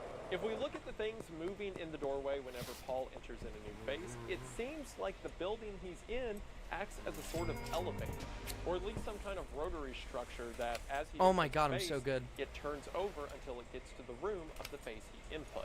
This is one of my favorite things about Petscop that makes it so unique. This in isolation is such a cool concept. You're inside of a giant brick building, but when you input a certain face, it becomes a catalog selection of the thousands of different combinations you could get from all the different variants of faces you can input on the easel. Not only does Petscop have unique ideas, but it uses these unique ideas to tell a story. It is established that these rooms are the same. I just except for stole every one of variations that man's the color earthly and possessions. things shown on the floor and walls as well as the 2 items that will be shown on the bedside table. So with this concept in mind, our story progresses. Paul enters a couple of other faces, and again we get 2 different results with slight variations. Fuck it. Eventually, Paul decides We're on to a roll try right what now. he's probably put together by now. There were 2 faces shown above Mike's grave and the cellar that led to NLN. When Paul goes back to the easel and inputs Mike's face, text displays that says, Mike is not inside right now, he is dead. You may visit his room. This establishes that putting a face on the easel doesn't just randomly generate a room, but is instead the corresponding room to the real kid that Mike inputs on the easel, or at least real within the game. When Paul enters Mike's room, as the easel said, Mike is not inside right now. So, this is the first room we see that does not have the kid resting on the bed. Along the floor in previous rooms, we saw things that indicated perhaps the kid's interest, things like video game controllers. But in Mike's brown room, on the ground we see smiley faces and what appears to be pairs of glasses. On the table, we see the same red shape that Mike found in the room that led to a screen that showed the windmill, and next to it some kind of tool, either a pair of pliers or perhaps a wishbone, but beyond that there's not a lot to see. Paul then leaves and decides to input the face that he saw on the cellar stairs that led to NLM. This I'm so fucking good. text display Holy says, shit, give me that back. Care is missing. You may visit her Only room. open after 6 Now this is p.m. our second mention of Care, and just like with the phone call earlier that said Care left the room, the name Care is in yellow letters. So if inputting the Benji, face above take Mike's care of grave all this took you fucking to product. Mike's Just do whatever you want with and it, dude. inputting the face above where we found NLM Have fun. takes you to Care's room, then we can assume Wait, how that much it did will you become more apparent as the series goes on that NLM is Care. God damn, Benji. Furthermore, and to Fuck jump ahead me. a little bit, Don't fuck images me. we saw in But, the office you that know. displayed A, B, and NLM are all different forms of Care. And this makes sense, as the 3 images seem to be the same girl in 3 different states of being. One seemed fine, one seemed distraught, the other seemed devastated. And of course, this devastated NLM, or Nobody Loves Me, is the version we saw beneath the wooden shed. But despite seeing her earlier, for some reason the easel tells us that Care is missing. Nevertheless, we're allowed to enter her room. As the phone call said earlier, Care has left the room. So when Paul enters, again, there's no child resting Chat, on the bed. here's my The plan. walls and I floor think of I'm gonna Care's room are gray. completely And in them, we can retire see the bed daisies and petals get rid of it. tied to her character earlier I'm just in gonna the go to wooden bed shed, at my along with apartment something that or appears at the to be motel a room paint since roller. I still have On the that. table, we see the So same we're just red gonna get rid shape of that. from the room where Paul asked the question earlier, and the same red shape that appeared on Mike's table as well, along One with sec. a box of crayons. However, unlike the previous rooms, at the back of Care's room is a note. And in this note are details that will lead to some of the most haunting implications for the series to come. The note reads as follows. Your wife says, Care isn't growing eyebrows. You say, that's a go. puzzle. You're secretly very excited to hear this news. Sour diesel, You're in sour the diesel. bathtub, thinking about her. I have a guess at which child you'll pick next. When you find her room, the passage to my right will lead to her. She'll appear from the darkness, limping, and I'll shoot her in the head. Tiara says The young fuck? people can be psychologically damaged What am I hearing, bro? beyond rebirthing. A young person walks into your school building. They walk in with you. You're holding their hands. They come out crying into their hands because nobody will love them. Not ever again. Nobody loves me. They wander the new maker plane. To which Paul, once again, very observant, says, I'm not sure what to say about that. there's a lot in that note that will not make sense, at least not for now. 'Kay, But there looks are good. some things that we can start to put together. For one, whoever wrote this note intended it for a specific person. And it seems that the note was written from the perspective of a specific person as well, as it uses words like you and I. Whoever the you is Oh, in wait. this statement seems to be someone who's Oh, married. shit, It give me says, one "Your sec. wife says We're there actually about is to a like black upgrade, eyebrow." like fully Again, upgrade. color coordination matters in this series. I want to see if I Again, we can see get rid of Care this that though. is highlighted in yellow text, and then the wife's dialogue of is it Can I growing sell? eyebrows Like, is how do I blue sell? text. However, when the you quote appears that says that's puzzling, the husband responding to the wife, it's in a green text. So again, we can establish that Care is yellow, the you that this note was intended for is green, and that whoever you is, whoever the green character is, his wife is indicated Okay, by we're blue. gonna have to like Finally, we get the mention of a think here, character use named our Tiara. noggins. Now, we've seen the color green before. In the gift plane, when Paul comes to the picture of Tonith and Randus, Randus is highlighted in green. However, one is a green to white gradient and the other is a green to black gradient. So I don't think it's saying that the green character, is Randis, but there may be some similarities that can be drawn later. Her name, as well as her bizarre quote, Good God, this "Beyond is gonna be a rebirthing," fucking pain. are both indicated by this purple, pink, kind of magenta shade. Now I know what you might be thinking by some of That's the details good. that are mentioned in that wall of text. Things like thinking about her in the bathtub, or excited about That's Claire, fine. or a young person walks into the school. And I know a lot of these online horror stories go that direction, and this is also YouTube, so gotta be careful. And I promise the series doesn't go there, but it does go somewhere that might be as equally evil. If you needed further connection that Care and NLM are the same person, we see Care's yellow text say the phrase, "Nobody loves me." The text says a child enters the school, and when they leave, they have their head in their hands, crying, saying the phrase, "Nobody loves me." So again, since we can tie that quote and the color of the quote to Care, we can assume that it's Care that's being talked about when it says they come into the school, but then they leave crying, never to be the same. So something happened to Care in that school that made her the way she is, that made her NLM. The other details from this note, like rebirthing and eyebrows, will come in later. But for now, I let's gotta talk figure out about how to get Paul's the connection to rid- this get, game. like, It rid could of be these. easy to assume that since Paul is our narrator, I already and have the one 3 playing the OG, so game, that's that the fine. you or green character in the story is him. But again, Paul has no clue as to what's going on, Those and is stack on seemingly 10. too young to have a wife. Ooh. You would think that if Paul is the you who was excited about Care not growing eyebrows, he would have some idea as to what's going on, instead of being left in the dark as he currently is. Paul confirms this when, after reading that note, he begins to think out loud that perhaps this game was intended for someone. Not just in the text referencing a you specifically, but in the note he found with the game, it was again I don't know how to get entitled rid of to this a stuff. you. So it seems that this game was created with someone in mind. All of the characters that we hear being One sec. referenced, like Care and Mike, I'm Tiara, gonna look mean this up. something to someone. Paul doesn't know who that is. But nevertheless, somehow, this game came into his possession. As Paul walks around and ponders this, he steps into an unfinished area of the game before Petscop 3 ends. Again, the puzzle pieces may Oh, not you be can fitting discard. together yet, but we're receiving a lot of them, even if we don't know it. In Petscop 4, Paul goes That's back up actually the so stairs to useful. the Okay, grassy cool. plain. Paul makes note that this grassy area is considered as upstairs, and everywhere he walked underground is downstairs. Paul goes to the left of the staircase and sees a large camera. We're gonna put another that seems to be Thou-Wow coming out of the ground. in the It seems that ATM, Paul's and we're done gonna some order a dead investigating drop. off camera as he establishes that he's seen this thing before. Paul points out that this is directly above the room underground where the red shape that he can ask questions to is located. Therefore, the screen behind the shape that shows the windmill must be a periscope that looks up above ground, or in this grassy plain that Paul is now looking at. So therefore, the camera should be pointed to where the windmill is. But when Paul walks over there, instead, there's just a giant open space. You can see a platform where the windmill theoretically would be, but of course it's not there anymore. Just before the video That ends, looks good. as Paul is walking along the back of the platform, if you look in the back right of the screen, you can quickly see something move. Now we'll talk about what this creature might be in a moment, but for now, it seems that Paul isn't alone. Petscop 5 There we opens go. with Paul going downstairs back to the red shape.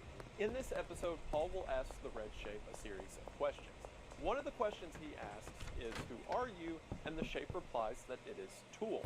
So now I can quit referring to this thing as the red shape and just call it Tool. No, wait, turn Paul it says off. that the majority of the Turn it off, questions there's nothing he in there. asked Tool came back with the answer of "I don't know" that we saw earlier. Nah, It's fuck. also worth pointing out that anytime Tool answers something, the text is always in like a kid's crayon drawing, as if it's a kid scrawling the messages. However, there were a few questions that Paul asked that did get a different answer. One of these questions is, "Who is Tiara?" To which Tool replies, "Petscop Kid, very smart." Now this could mean that Petscop Kid, in other words Paul, is very smart for asking this question, or that Tiara is the Petscop That's Kid good. and is also very smart. I don't think good. that's necessarily to say the player character is Tiara, but we'll talk about who Tiara may be later on in the series. After that, Paul asks 2 questions that can clarify some points in the story. First, Paul says, "Who am I?" And the Tool replies, "New Maker." After that, Paul asks, "Where am I?" And Tool says, Whoops. "Under the New Maker plane." Now that's the second mention we've heard of the New Maker plane, because earlier in the wall of text that explained Care and Tiara and rebirthing, It said that these wayward souls wander the New Maker plane. And if we've already established that this whole area where Tool and the screen is, and this underground basement sort of room, is beneath the grass area, we can say that this large, dark, grassy field is the New Maker plane. So we have the surface world of Petscop, which is the gift plane. We have the New Maker plane, which is the grassy area where a lot of these secrets began to be uncovered. Then there's the basement beneath. Okay, However, everything's Paul looking good being so New far. Maker is interesting. Of course, we know Paul's name to be Paul by the name he enters into his save file. So we can assume that New Maker is the player character that Paul is controlling. And this plane that Paul is exploring seems to be named after that character. Now, a lot of people gotta draw expand direct our, ties between customer Petscop base. and the real-world tragedy of a young girl named 6? Candace New Maker. Ooh, and that while might there be is a steep. lot of symbolism, especially when tied to phrases like rebirthing or the Quitter's Room, I don't think it is directly saying that the events of the game are a one-to-one representation of what happened to Candace New Maker. And I'll talk about what it could mean for the story symbolically later on. But just here, I want to acknowledge that I am aware of the comparison, and we'll get Nice to it. and neat, As Paul chat. begins to type out his next question, Dude, you gotta the admit, tool's I text am like box suddenly tidy. goes from red to a bright pink or purple color. It's hard to tell if this color is more closely aligned with Mike from the gravestone We'll put our or seeds Tiara here. that we saw in the text box earlier. Either way, Paul seems bothered by this. Paul then asks again, "Who are you?" to no response.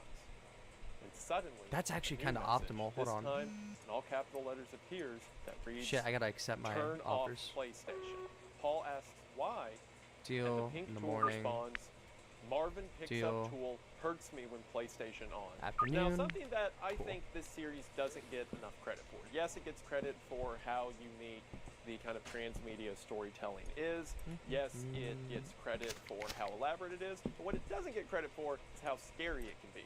I think we're used to a lot of internet horror series that have scary faces and loud noises. And sure, those certainly have their place. But Petscop does such a great job at building its dread in a slow burn that moments like this really hit.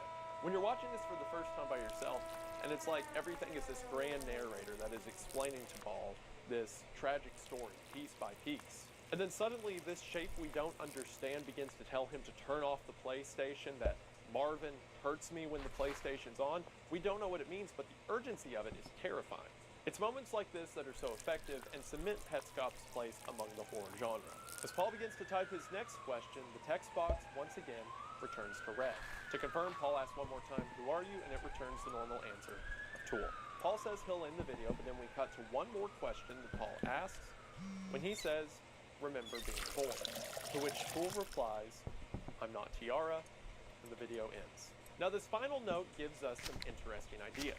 Earlier in the video, Paul saw the question written on the wall of the Quitter's Room, "Do you remember being born in purple?" Dude, I'm crayon?" getting And blown then the Tiara fuck up. is Holy the color shit. that we see ask the question again in purple.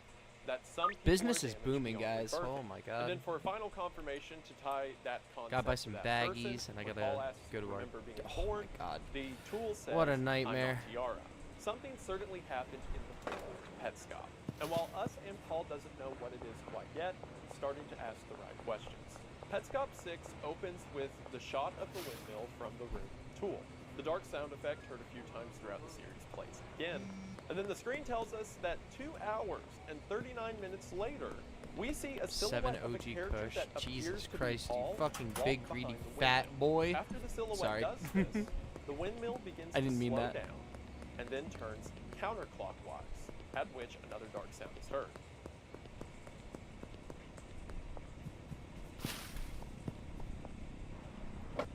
Benji!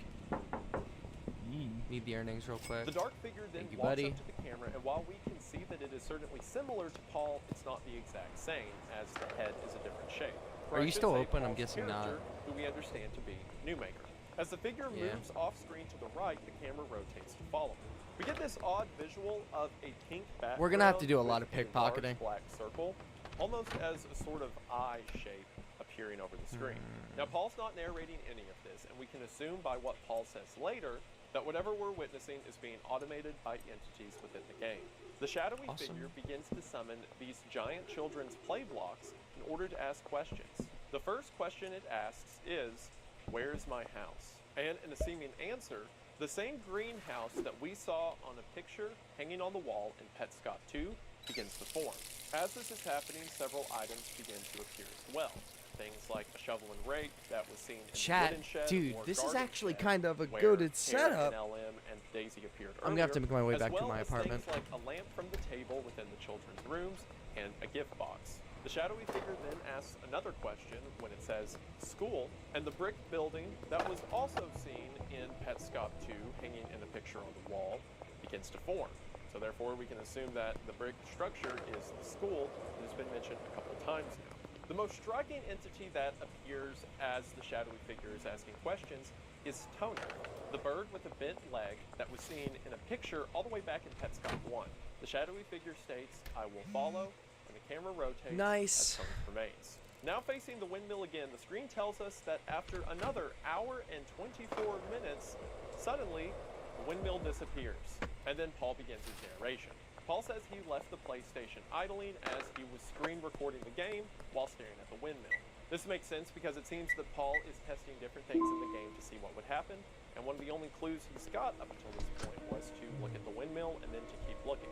Paul says he had to sit there and sit through 4 hours of footage, finding this interaction in the middle of the footage. So Paul, now back in control, goes upstairs to the new Maker plane and goes to the area where the shadow figure was asking questions, and sure enough, the blocks as well as Tonus are still there. Paul walks Put into another Tonus 1K. when suddenly he's able to catch him as if he was any other pet in the game. It's worth mentioning So I too have that the bright, 4. colorful music and letters that say "caught" appear in here are extremely off-putting considering Hold on, how far I the think- series has I think gone I'm from good. the gift plane we began with. So Paul opens the pause menu to go to the Pets Glossary to read about Tonus.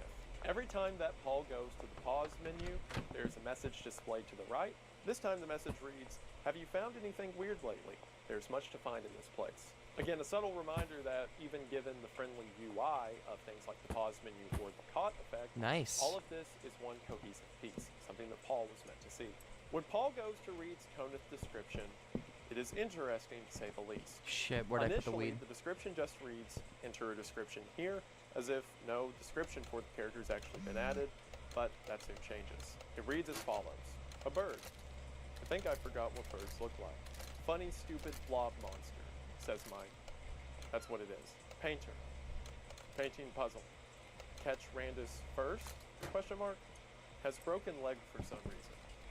Already hung him on a wall. Too late to take it back. I Makes me can't fuck think this about up. dog Actually, I'll action. do the bigger one first. Because when No, the I car won't. hit him, I thought, at least it will be over soon. He survived it, and I was the only Come one on. who still wanted to put him down. The dog is an innocent. All you had was and then the text paracetamol. continues off screen. When that dog wags its tail and it appears happy, it's not real. I guess that's Tonus then. Tonus, Tonus, Tonus, Tonus, Tonus, Tonus, Tonus, Tonus. The end. It's yucky outside. Paul seems freaked out by this Right. text box, and understandably. Again, we have another instance of this eye, whatever character is narrating or filling the Is this OG descriptions of this or game. And whoever Screen this crack? eye is It's screen had crack. some interaction with Fuck Mike. me. We understand that Mike died when Come he was on. 7 years old, so him saying things like funny, stupid blob monster makes sense. And whoever this eye is has been in a place for so long that they have forgotten what birds look like.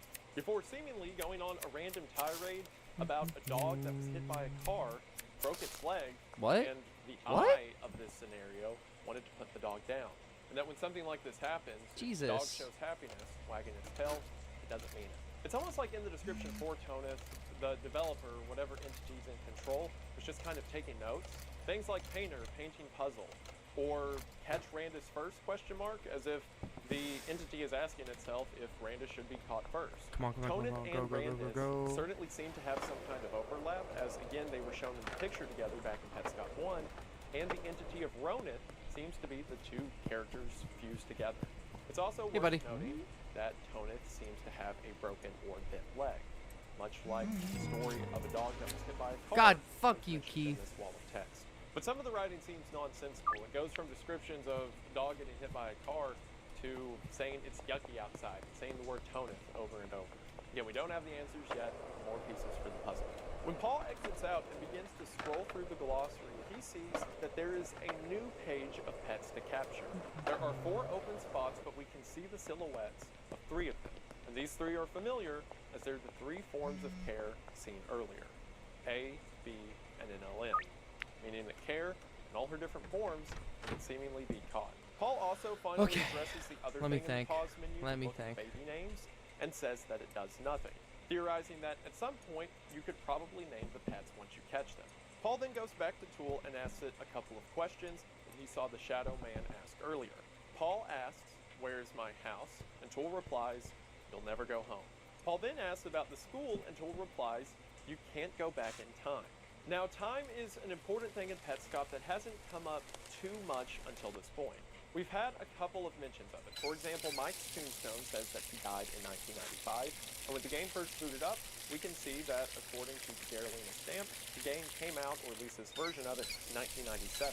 So we know that the game has to exist in some form in 1997, and we can assume since Paul is getting this supposed old game and playing it years later, and also doing things like screen recording, that Paul is playing this at some point well after 1997. Considering the series began in 2017, at least it being posted to YouTube, we can safely say that Paul's probably recording and doing all of this around the same time. So Paul is playing a build of a game that is 20 years old, but it is even then saying that things like the school are much older. Can't go to the school because you can't go back in time. As Paul is pondering these things, he says something very interesting. This game is trying very hard to make it seem like there's an entity in it. Bags? Like Trash bags? ghost or an AI I'm trying to stupid. communicate with me. But you know, the way Okay. you know Just lock in. that there's a ghost in the game trying to communicate with you is if it comes out. The mention of, you know it's real if it comes out and touches you, is for one quite frightening, but also highlights the fact that even though Paul's finding all of these weird things, nothing has directly reached out and touched him yet. Like, sure, Paul stared at the camera long enough and the shadow figure came and asked the questions, but it could be assumed that that's just an automation of the game if one stays at the window long enough. But Paul's starting to get the hint that something's in the game with him. Paul also highlights that there's a uniqueness to what's going on, as he says he tried a new save and did a lot of the same things, but the same things didn't happen. Just a In one way donut. or the other, this experience is curated. It's beginning to frighten him. Petscop 7 opens with Paul back in Twitter's room. Something I really like about Paul's characterization throughout the story is that we never see him, but we can get signs of him becoming progressively more invested in this game. For example, as he's sitting here in Twitter's room and begins to react, we can hear him flipping pages of a notebook, as if Paul is taking notes as he's doing things. You in the have to game. let me We can also pickpocket note this the off time you. on the I'm wall begging you. 4:30 or 7:30, Thank similar you. to the same time as earlier. And again, the Oh, time changes we're depending on we're if back. you We're back. consider the image mirror We're or back. not. It's fine. While Paul is in the right Okay, we're corner good. of the Twitter's room, he suddenly hears a tune out of his left speaker. The tune seems to be a sort of song. This causes Paul to panic and walk over to the left side of the room, where it seems the mimic isn't there. But as soon as the song ends, the mimic suddenly reappears. We haven't really talked about this mimic a lot, at least beyond Paul's first entry into the Twitter's room, but it seems to be important. As a matter of fact, the first time Paul ever entered the New Maker plane, all the way to Petscop 1, instead Dude, of I the just picked up standard horse happy nut, loading bro. screen we saw in the gift plane, when Paul goes down into Insane the New Maker mixtures plane, we see are a about to dark happen. image appear on the screen in place Alright. of the loading screen. When the image is brightened, Okay, that's we see a future this one. face. While distorted, this seems pretty similar to the mimic that can be found in Twitter's room, meaning all the way when Paul first entered down here, this entity, this shape, was already present. For some reason, it has a significance to Paul. After the mimic reappears, things seem to be normal until Paul goes back to check the note on the wall, which now has, in addition to the normal writing on it, bright pink letters and jotted lines that reads, "Come here." This is the same color that we saw the tool become when it told Paul to turn off the PlayStation. So Paul, realizing what this is, Okay. goes back to the room with the tool, and when Paul gets there, the tool is already displaying a message. The tool, now pink, displays in pink letters, "I love you, New Maker. Please show Marvin where his house is." Now, this lets us connect a couple dots. We saw the shadowy figure ask the question, "Where's my house and where's the school?" And we now see Tool I'll put a telling grand in us there. to show Marvin where his house is. Again, this will become more evident as the series goes on, but for now we can go ahead and assume that the shadowy man is Marvin. Now, the only other time we've heard the name Marvin is when the same pink tool told Paul to turn off the PlayStation because Marvin hurts it when the PlayStation is on. This also raises another point. It doesn't seem like the tool is its own entity, or at least the pink tool isn't, because the red tool refers to itself as tool, and then the pink tool says that Marvin picks up the tool and hurts it when the PlayStation is on. So it seems that whoever this pink entity is simply speaking through the tool at some points, and at other points the tool is a thing that answers questions. It's also creepy because why would whoever the pink entity is that previously It should said, be "Turn off alright. the PlayStation, Marvin's hurting And or hurts me with the tool when the PlayStation is on," why would that now be saying, "I love you, and please show Marvin where his house is"? Now, seemingly, need to meet up. Marvin gets what he wants. It's almost like the pink entity is being the West Bridge coerced for the into next telling 6 Paul hours. Don't Type explain the shit. desperation Let's of, go. "I love you, Moonmaker," as Guys, if we're about to be the a tool fucking is legend. pleading to get Paul I need to get do trash what bags. I Marvin almost wants forgot. Paul to do. Well, I did Paul forget. asks the pink tool, "Who are you?" and the tool ignores this and says, "Go there and he'll follow you. His daughter is there. Keep that note in mind. I don't want to spell anything out until it becomes very apparent, but you can probably put together some clues with that alone." Another thing I like about Paul is he seems to put together puzzle pieces right before we can. Paul remembers that Tiara is the pink or purple lettering that mentioned rebirth, and whenever he asked Red Tool, "Remember being born?" the tool said, "I'm not Tiara." So now Paul thinks maybe he's speaking to Tiara and asks the question, "Remember being born?" Sadly, however, Tool once again ignores his question and simply says, 1,000 pieces for machine beyond school basement. And after this, the tool turns red again. Now, similar to a lot of things in this game, that doesn't mean anything to you yet, but it certainly will later. So Paul is being told to show Marvin where his house is. Paul has no idea who Marvin is, and Paul also doesn't know where the house is. So Paul continues to try to figure it out. The first thing he does is go back to Give me the all of building this. with the deposit box that also had the easel that let you input children's faces. And when Paul goes up to the deposit Oh my box, God, he we're tries to rich. insert a It's pet, over. We but win. It says Oh, Child wait. Library accepts shit, right. people. Actually, So I for have to one, get it. we have a name of this building, Child Library, which makes sense given the fact you can enter a child's face and then it will show you a catalog of their rooms. But also, this deposit box is meant to insert people into, which for one is a haunting notion, but also makes sense because as revealed in the last Pet Scop, Paul can catch people, at least Care in her 3 different versions. Also worth mentioning that when Paul hits the pause menu this time, text reads, "Take them home." Once again, Paul is starting to put things together. We're gonna need way He more. remembers the mention of eyebrows in the text box earlier and figures eyebrows must mean something. So Paul goes back to the easel in the child library and enters in Mike's face from his tombstone, but this time without eyebrows. When Paul enters this room, once again, there's no child sitting on the bed, and on the table, things seem pretty innocuous. There's a blue truck and a Rubik's Cube. However, it's the details on the wall and ground that seem special. If you'll remember, while the 2 items that appear on the table always have something to do with the child, the things on the wall and ground Let me get that back, actually. related to the child. Oh Well, shit, in you're not gonna Mike's give it room, back.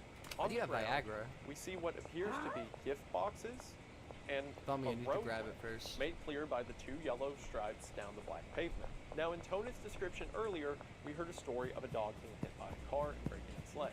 So perhaps this story of a dog being Jesus. hit by a car might have some relation to Mike, or at least Mike without eyebrows. The dog could have even been hit by a blue truck, as seen on Mike without eyebrows nightstand. Paul then goes back to the easel and decides to switch it up. He enters in the face seen above where we found Care in LM, or in other words, Care's face. Come on in, bro. Only this Sukasa time, Mikasa. he Or inputs Mikasa it Sukasa. with eyebrows. More specifically, Mike's eyebrows. He goes into this version of you Care's go. room, and on the ground we can see what appears to be a cog, like an engine cog, as well as several X's. However, Get the fuck out of what is here. very interesting Fuck out of here, is you what's on crackhead. the table. We see children's Fucking tired play of you, bro. blocks and a censored box. Whatever is the other item that I'm so tired of these fucking on fiends, Care's bro. with Mike's eyebrows table, it has been removed from the video. And while we don't see it, Paul certainly does, as he is freaked out by it. I don't know if this... I can't tell. I can't tell if it recognized it or not. The only description he gives us is that it puts this there. And whatever this is, it has Paul bothered. Paul goes to look at it another time before suddenly the video cuts to this description. We've had to cover something with a black box. Right now, we can't say why. Some other things we're expecting to censor in the future. A big present with a sticker on it, something on a wall in a black house, written on a chalkboard. And with that, the video ends. Okay, so a lot. I didn't mention it then because I wanted to tie it into this part of the series, but back in PetScop 5, Paul does something interesting. The description is full of different questions that Paul asked the tool that all returned the answer of I don't know, as well as the ones that returned a different answer that we saw in the video. When Paul is listing all the questions that he asked in the description, at the end he says that he asked the tool, who is Marvin? Now this makes sense because in PetScop 5 near the end is when we see the pink tool say Marvin hurts me when PlayStation is on. But in the description, Paul doesn't say I asked the question, he says we asked this one after the video ended.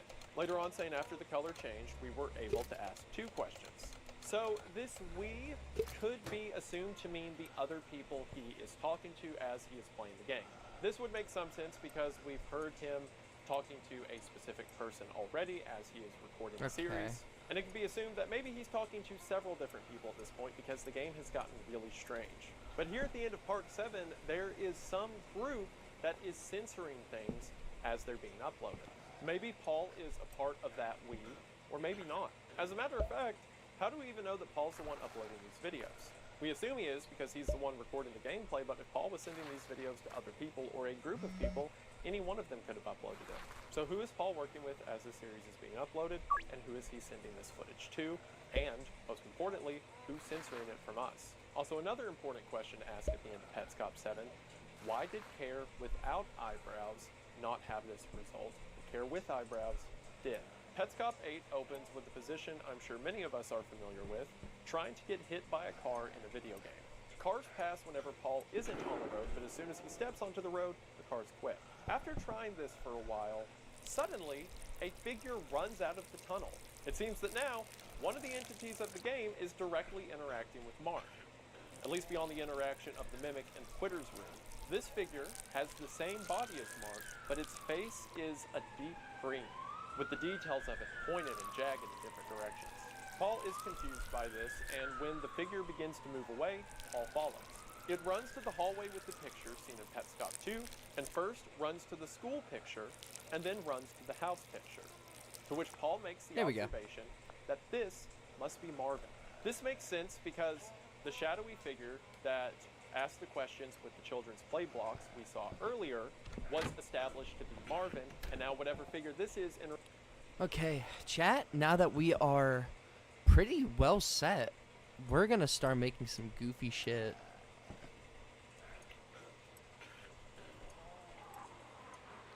This is gonna be fucking wonderful. We're gonna mix energy drink, flu medicine, and horse semen. I don't even know where you would get horse semen, bro. Okay.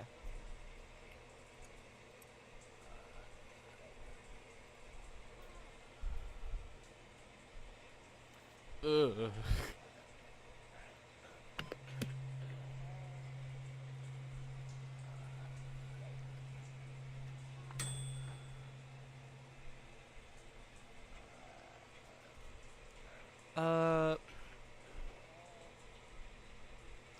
Brony gunk.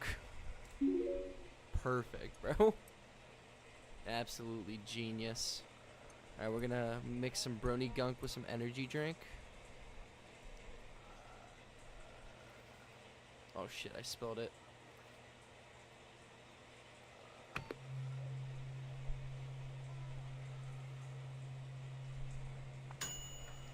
Granddaddy Smeg. I didn't even write that one. That's fucking perfect. But wait, we're not done yet. We're gonna mix that with some cough medicine next. Whoop.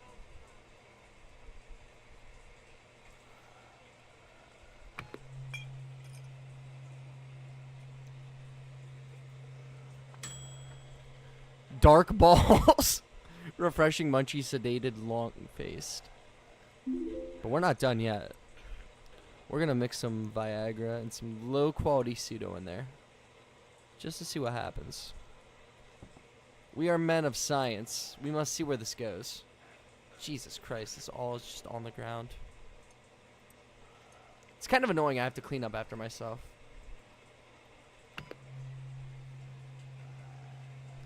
Dude, if someone actually gets addicted to this, I'm gonna have to fucking make this every time. Aspen Def. How about thermonuclear cum cannon? One more.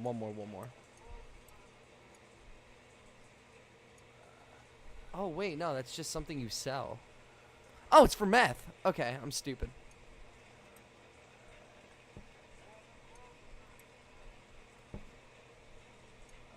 We don't want a jar. Dude, this guy is just snarling outside like I beat the shit out of him. Can this guy just, like, go home already? Alright, so we're gonna ship out a first ever thermonuclear cum cannon. I'm very excited to see how that goes. I love experimenting.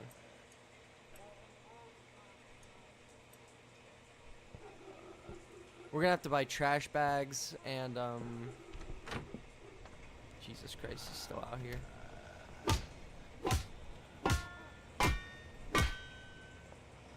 So fucking noisy, bro. Just shut up.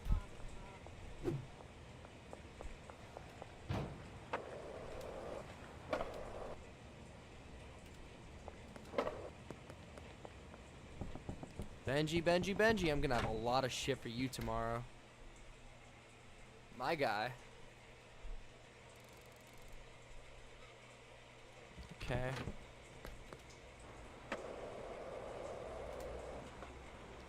Should I lace my landlord? I think that'll be really funny.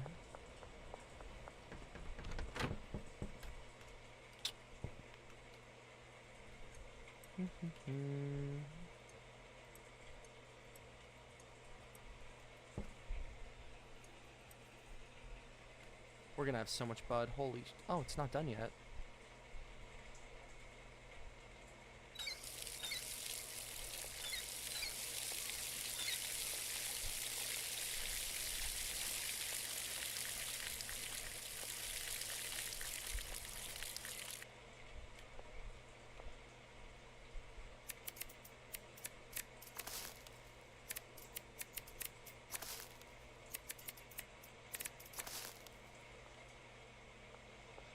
Alright, we're good.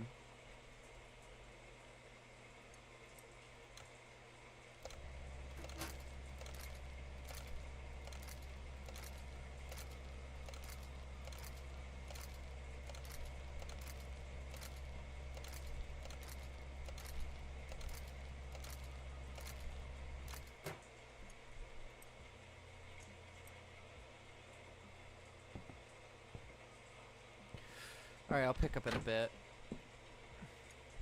We have a free sample to give out, and we have our other stuff. Whatever we don't sell after this, we're just gonna give all to Benji. I almost went by, like, the closest one.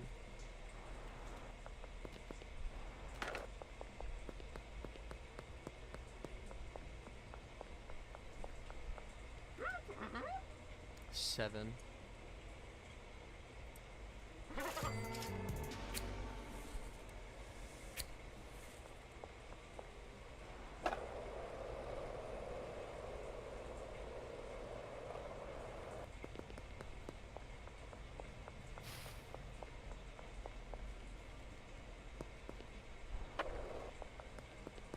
Benji's about to pull in like 6 figures, bro.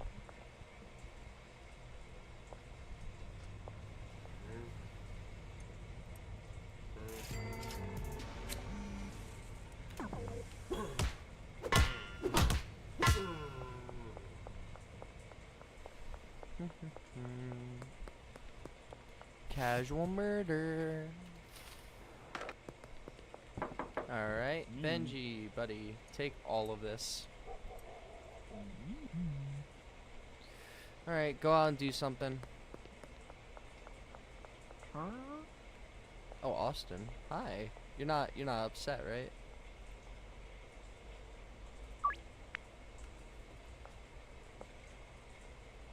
He took it like a champ.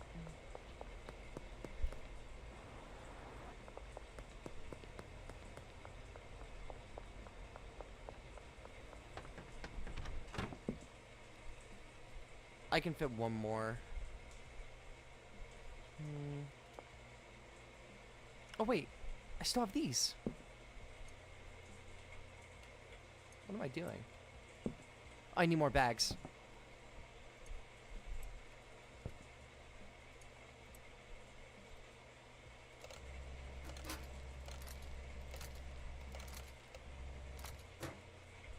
Okay. Interacting with Paul now, also wants to go to the school and the house. Also, if you look at the figure itself, it's pretty clearly a non-shadowed version of the one that came out of the windmill earlier. So now Paul is in the game interacting with Marvin. After taking him to the pictures, Marvin takes him to a blank wall and begins running into it. Paul says that Marvin must be confused because there's no entryway there, and then suddenly, Marvin walks a little bit off screen and then disappears straight up into the air. Paul figures this must mean that Marvin went up to the Newmaker plane, but after Paul investigates, can't find him. We then cut back to Paul at the wall Marvin was running into earlier. This time, Paul is on a phone call with someone, confirming our idea that Paul is talking to different people as he is playing this game. Paul theorizes that maybe this game was different in previous versions and there did used to be a hallway there. It seems whoever is on the other end of the phone call says that there was something there previously, and then Paul says maybe it was different in 2004 before saying the very interesting line, trash bags. 2004, my mom had it reportedly. And with this, the video ends. So a few things from this. For one, it seems other people have played this game and had different experiences with it. And Paul is seemingly talking to someone who played this game before him. But Paul makes a very interesting note that his mom had this game before 2004. So Paul's mom had this game that supposedly came out in 1997. His mom then passes it off to someone else in 2004, maybe the person that Paul is on the phone with, before the game fell back into Paul's hands, and at some point in the midst of that, the game has changed. We don't know what this means yet, but Marvin is trying to show Paul something or get Paul to show him something that Paul doesn't yet understand. And that once again, Paul is as much a part of this game as anything else. Petscop 9 opens without commentary as seemingly Paul is moving through the gift plane. Paul gets to what was previously the piano room, but now just has the treadmill used in order to do the piano puzzle to catch the pet. When the player character gets onto the treadmill is initially at the number 16. It runs the treadmill all the way down to 3 and then waits. After some time, it continues until the counter is at 0. Shortly after, the game crashes. And again, all of this is done without Paul's input. Now, I'm going to go ahead and spoil a little bit what this might mean because it's No, don't spoil When it. Paul initially reached the garden shed that had the giant daisy above Care and LM, the daisy had 16 petals. Paul plucks a few, goes and looks at NLM, and when he comes back later to remove the last petals, the petals have gone down to 3. And then those 3 remaining are plucked, which again ends on They Love Me Not, which leads to Care's distressed form that we saw earlier. Now, I don't know if this is Paul controlling the player character at this time, or if this is just something else that happened within the game, or maybe something that came later. But it seems that whatever was controlling the order the petals were being plucked in the gift plane here on the treadmill had effects down in the Newmaker plane. And this is showing us that the treadmill corresponds to the daisy that appeared out of Care in LM's head. The video then cuts to Paul at Mike's grave and the garden shed. However, while Paul is experimenting, something weird happens. As he makes his way down the stairs to where Care in LM is located, he instead moves to the right and pops out as a shadowed silhouette of his previous form. Now, if you'll remember, this was something that was hinted all the way back in Petscop 1. When the description of the Shadow video Man. said that the note that Shadow came Monster with the Man note said, I walked downstairs and when I got to the bottom, instead of proceeding, I turned to the right and became a shadow Damn, monster already, man. Benji? So How'd it you seems sling here, that shit? Paul has figured out how to become the Shadow Monster Man. This is a very similar silhouette, Holy again shit, with dude. Paul's slightly different player character model's head, but nevertheless very similar Benji's to locked Marvin's the form fuck in. whenever he interacted with the windmill and made the blocks appear during the footage we saw from the room tool when Paul left the game idle. So it seems that now Paul has become this shadow monster man, or whatever form Marvin was in when he was interacting with the camera. Now in the shadow monster man form, Paul goes back to the Newmaker plane. Once he gets there, he goes to the camera that peers out of the ground. Now after Marvin had interacted with the camera itself became red.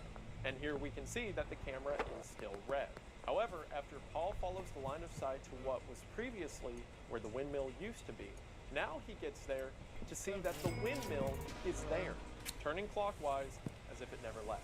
Paul works his way to the back of the windmill, just as Marvin had before, and when he enters inside, he sees the figure of a woman spinning on top of a large assembly of cogs. Beneath her seem several jewels or pieces that Paul has found throughout the game. Next to her is a sign detailing her face like we've seen earlier with Mike and Care, as well as a white tool. When Paul interacts with the tool, it moves towards the girl before the screen fades to black. We see that Paul has collected several jewels or pieces, the things that he's been collecting throughout the game. When the camera comes back into view, the girl is gone, ominous music plays. Paul returns to the area later as the regular Newmaker, no longer in the Shadow Monster Man form, to find that once again, the windmill is gone. It seems that the windmill itself can only be interacted with if Paul is in the shadowed state. So with this new clue, Paul goes back to the child library and enters in the new face that he found. Face, the girl from the windmill. This time, the easel says, "You found her. You may visit her room." We don't know who her is yet, but she seems crucial to this narrative. When Paul enters this room, he sees himself at the back wall reading a note, before this other version of himself moves to the right and then exits out the back of the room. This is very weird, and we'll discuss it in a sec. Before the moment, let's look at the room of the windmill girl. On the table, we see once again the red tool as well as a windmill. The red tool has significance to the story and the character that we'll talk about later, and the windmill makes sense because we found this girl's face at the windmill. However, on the floor of this room, we see several shapes, perhaps the jewels that Paul's been collecting throughout the game, but also a mechanized cog. I need one Now, more. this makes sense for the windmill girl because we found her placed on top of this mechanism of cogs and spinning with it, but this is also the same cog that was seen on the floor pattern of Care's room when she had eyebrows. So perhaps there's some connection to this windmill girl and Care, or at least Care with eyebrows. Paul walks back to the room and reads the note that the other version of Paul was reading earlier. And the note reads as follows. "You must have guessed, but I was looking through your things. I found that picture of you from 1977, standing in front of an old windmill with your friend. You went there, and it was a bad idea. Your friend and the windmill both disappeared into thin air. Should be Your good. sister was holding the camera. She took another picture minutes later. Just you, no windmill, and no friend. Miss May, You married can I her. interest you in a free sample? And years later, your friend was reborn." Alright, let's see what we got here. Oh. Miss Ming, are you feeling alright? Oh, shit. I laced her, bro. I laced her. She's fucked up now. Oh my god, what did I do? Alright, this is perfect. So we're gonna have to speed grow this.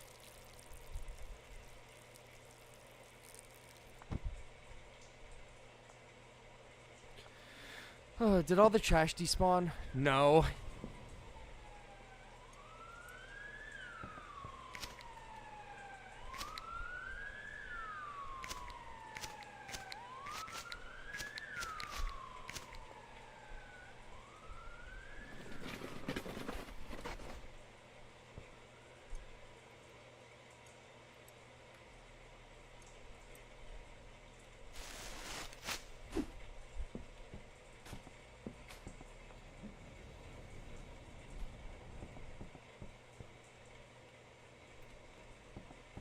Get some baggies in there.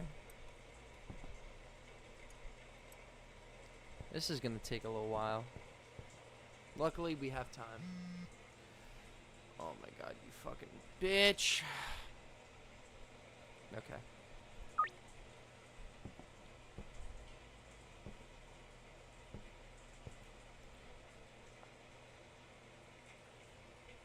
as your daughter.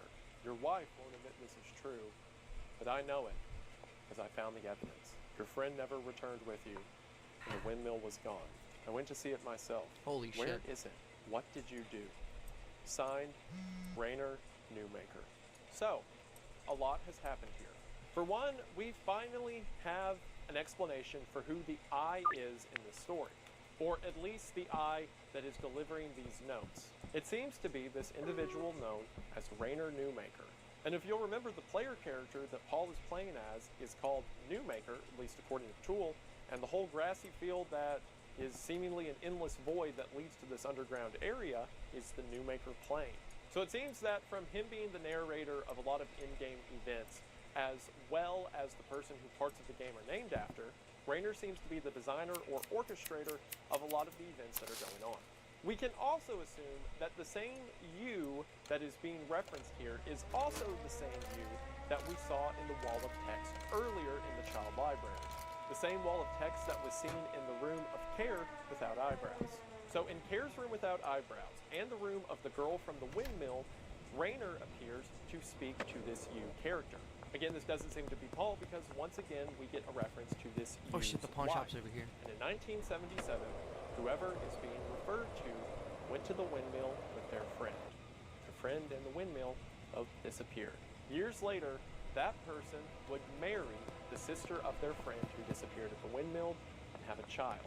That, as Rainer says, was the reborn version of the friend that was lost at the windmill. Or in other words, his wife gave birth to his wife's sister. What? Or at least What am a I child hearing? that would be reborn as his wife's sister. No, whatever not that here. means. And that for some reason, this person did something to make the windmill go away. Are you Something fucking bad kidding happened. me? Rainer speaks to this person with a very accusatory tone. Whoever this you is, whoever this God, green I know. figure is, they did something bad, and Rainer knows it. And it seems that everything we're witnessing began with something that happened at a windmill Shit! in 1977. Now, I'm going to go ahead and make a connection that once again will become more apparent as the story goes on. I believe that the you that Rainer is speaking Thanks to for being is patient. Marvin. For one, we have seen you indicated by green text colors. And who else do we know that has a green appearance? Marvin, which is Paul's Newmaker form with a green distorted face. We also know Marvin in his Shadow Monster Man form to be the one to interact with the windmill and now be demanding to know where his house is and where the school is. The three things that were seen in the hallway hanging in the picture frames. So it seems that in 1977, Marvin lost his friend in the windmill, and seemingly the windmill itself. Years later, he married his friend's sister, and they had a daughter who was the reborn version of his lost friend. Dude, I'm But so now we see lost that right Marvin now. is in this game with us, or at least with Paul, and he is asking for things like where his house is, where the school is. A school that has been mentioned earlier, as it is the school that Care went into and came out crying as NLM left to wander the Newmaker Plain. You're probably putting some pieces together. We'll save the rest for later. With this new information, Paul begins to move out of the room, stopping for a moment before continuing out of the same exit the other version of him left through. If you mirror Paul's movements here, it is an exact copy of the movements his other version made when it was leaving the room. Meaning, this may not be another version of Paul at all, it's just Paul a few minutes in the future.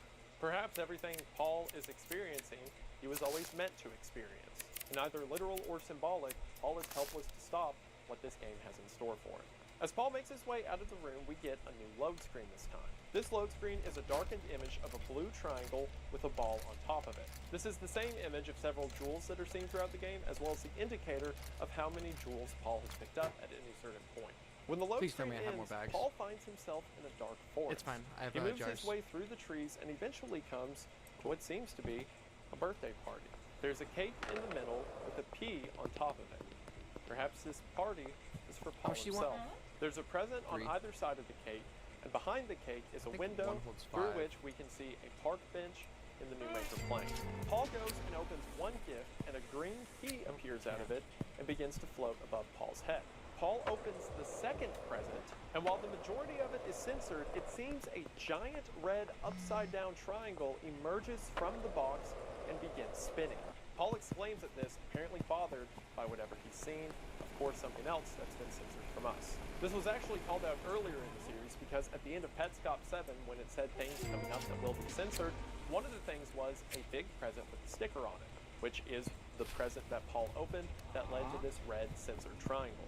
We don't know what this is yet, but it seems to be something that whoever's uploading these videos doesn't want us to see. While exploring this area, Paul finds a secret entrance off the left side of the screen. Paul travels through the box, and when he comes out of it, he is back in the New Maker plane.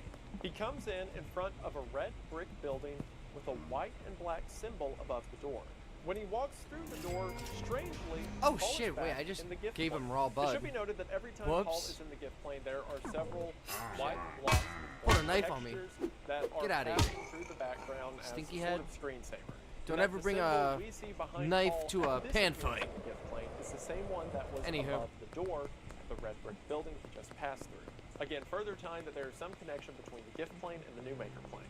As Paul walks through the gift plane this time, things seem normal except for a couple small differences. For one, Paul still has the green key floating above his head. However, this time they're passing the sign that previously said back in Petscop 1, when finding a pet, choose somebody you like. This time it says, when finding a pet, choose one you like. So previously, this humanization, calling the pets somebody, now simply refers to it as one, or might as well be it. Things have changed in the gift plane, if subtly. Paul goes back to the previous piano room that now just holds the treadmill we saw at the beginning of the episode. Paul gets on the treadmill and runs it up to the max, which is 16, and then tries in the other direction. Only this time, it doesn't stop at 0, Fuck me, and there's so instead much bud. goes down to -1. Right after this, similar to the beginning of the episode, the game crashes. Now, if you'll remember, I called out in the beginning that the treadmill corresponds to the daisy that appeared above Care in LM's head. And if you'll remember, when Paul was originally plucking the petals, when it ended on the 16th petal, that's an ending of Nobody Loves Me. But if Paul was to hypothetically pull a non-existent petal, a -1 petal, that would end on They Love Me. When the screen loads back in, Paul is back at the garden shed in Mike's grave. And this time when Paul goes down the steps, Care is no longer in her distorted form, but is in her normal NLM form. This time, when Paul walks up to her, when Paul catches Care in LM, the light shines to the back of the room and shows us another note block. This is the same design as the note block from the treadmill room where Paul just turned the treadmill to -1. Again, another tie between things happening in the Need gift more plane bags. contributing Woohoo! to things Gotta get happening more in the bags. New Maker plane. Paul goes to the pause menu to read Care in LM's Yeah. entry, and the pause menu says, you're in the other place too. Care in LM's entry reads as follows. Care in LM escaped from the school's basement and wandered the New Maker plane for days. To catch her, you had to lie. But it may not be a lie forever. You're the New Maker. You can turn Care in LM into Care A. Close the loop. So, for one, further confirmation that the girl who ran out of the school crying is Care in LM, and because of what happened to her, she was left to wander the New Maker plane. When the text said you had to lie to her, that's because, as we know, there was no 17th petal. Paul had to turn the petal to -1 in order to make Care think that they love her. And while this notion is sad that Care had to be lied to think that other people might love her, the text says it may not be a lie forever. There we are. You can turn Care in LM Benji to is Care about A, to sling or in so other much words, pot. the happy, normal version of Care. After all, you're the New Maker. Whatever that means, you can close the loop. A loop that will become more apparent as the story goes on. So Paul does the rational thing, and immediately shoves Care into the child deposit box. Now, of course, this is because Paul just caught the first person of his run, if you could call it that, and is trying to progress this plot forward. When Paul does this, the screen says, you've decided to leave Care in LM. Within 6 months, you can take her back. What month is it anyway? What year is it? Again, there's another mention of time being important to this story. Paul then goes into the child library and puts in Care's face. Again, this is Care without eyebrows. Nini, we need to and when cook. stepping into Yup. the room this time, Dude, Care is I've no been longer cooking missing. so hard. She's sitting on the bed in the I've room. been, like, Paul locked walks in. up to her and catches her again. Oh my god, the Not body's wanting to still leave her there. here, as it seems others likely Whoops. left her before. And with that, Petscop 9. Let me get my shit back, For one, please. this makes sense. The child library is Dude, a room I'm with so these different good. children's rooms, so if you put them in the deposit box, they go back to their room. Even though Paul doesn't say anything, perhaps he thinks that he should take better care of Care, and he doesn't want to leave her. where Reddit, am I the litigation asshole? disappear. Petscop 10 opens with Paul walking around the gift plane. Paul does some things like go to the cage doors, Whatever. where he previously had caught Amber back in Petscop 1. After opening both of them up, he walks around, but when he tries to leave, the door that's normally open is now shut. Shortly after this, the game crashes. Pardon me, miss. Paul goes to load back into the game, and we can see that Paul has 3 save files. One being Paul from the beginning of Petscop 1, another test save, as well as a backup. The save file for Paul and the backup both have panic saves due to possible corruption, a feature that would make sense in an unfinished version of the game like the one we're seeing. When Paul loads his regular save back up, we once again see the blue jewel loading screen. We're at and Paul is back $5,000. at the secret present from the last episode. Only Paul 5K then more follows the same and we'll steps be to able get back the to gift plane, but then when get he a gets big to the place. area where he caught Amber earlier in Petscop 1, both of the doors are open just like they were before the game crashed. And with that, Paul exclaims, There you go. "It seems that Paul is putting together all of the things in the gift plane, as simplistic as they are, have a direct tie to something in the new Maker plane. We saw that Empty, earlier empty, with the empty. I need entryway 3. and the treadmill. Previously, Paul could only access the mirrored version of the Quitter's Room, or the version on the right, because when he left the gift plane on his first playthrough, the cage on the left was shut and the cage on the right was open. So now that he's opened both cage doors, he should be able to access both sides of the Quitter's Room.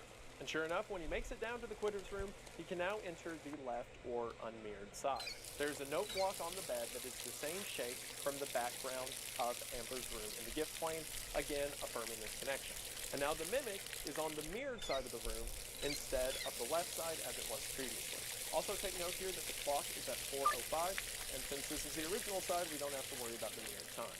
Paul looks at the note on the wall that says, "Do you remember being born?" this time in the correct orientation. Paul goes back to Tool and asks it the questions that the child library asked him. Paul says, "What month is it?" and a Get more floating calendar bags, get appears more in front of soil. Tool. Paul then asks, "What year?" and the Tool does nothing. The calendar just Oh remains god, there. all the trash Paul is still then out there. asks, "Where was the windmill?"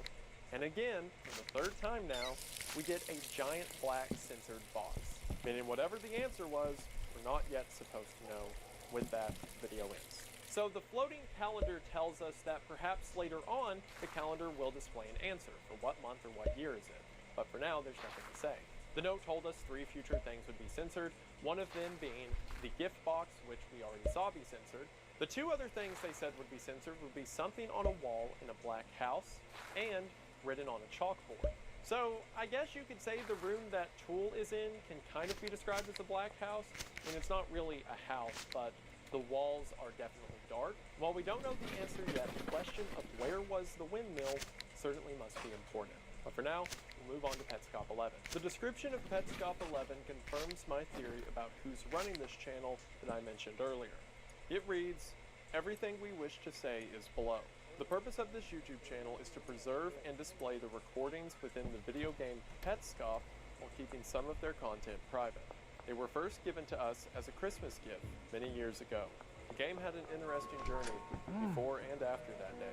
Paul created some additional recordings in 2017 as a way to show Petscop gameplay to his friend.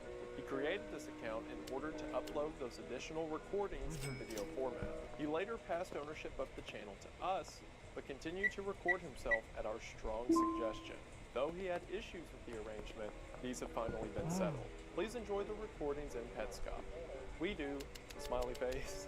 So whatever entity is now managing the channel, and we can assume it happened around Petscop 5 due to the description reading, "I guess this is for all of you now," it has persisted for Paul to continue making these videos, even if Paul was Alright. reluctant at first.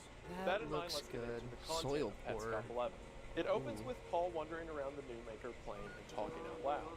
One interesting thing he says is, "When I found my room, it made sense, especially I don't have considering room. where I found the game in the first place." Now, we could assume that this means Paul found his own room within the child library, which of course furthers the point that Paul's tied to this game in some way. He goes on to say, "It makes sense that the game would be tied to me through you. And then, last time I saw you was 1999. I was a small kid." Now, this you is either the friend that was referred to that Paul's been talking about early on in the series, or the new managers of the YouTube channel. Paul continues to explain that he has a sort of drawing that needs explanation. We don't see that drawing, but it further implies that Paul writing a lot of this down and taking notes. Now, we don't know, or at least I haven't been able to figure out exactly how Paul knows to do what he's about to do. It can be assumed that Paul's doing a lot of testing off screen, and here we see the fruits of that, as Paul begins to run in a pattern when suddenly a gray text box appears. Paul exclaimed, stating that he thought this would work, but he wasn't sure it would work. He knows what to do even further from here as he says, okay, I'm supposed to pass on this one, and then walks forward into the Newmaker plane to find a tire rotating on a pedestal, and anytime Paul moves, the tire itself moves. Paul isn't even surprised to see this. He says, there it is when he gets up to it, like he was expecting it to be there. Paul does the same movement that he did earlier at the open patch of ground, and this time when the gray text box appears, he asks it a question. He's got He ammo asks, and shit. where is house? And the tire rotates and begins spinning in a specific direction. Paul You say follows that smell direction nice? What do you and smell? gets to a Or what do you roadway. sell? Also, just gonna Not what go do you ahead and smell? Get this out of the way now. That tire. Yeah, okay, thanks. What? What do you sell? Oh shit, you sell. Oh my lord. Wow, we got a lot of stuff. We have a lot to learn.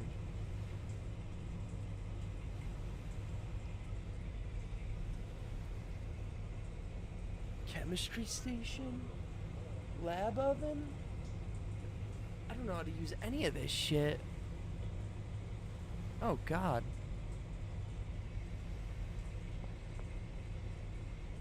Okay, well I talked to him. Oh, up here? That's deceptive. Probably. You looking to hire workers, you talk to me. Ooh. Oh shit.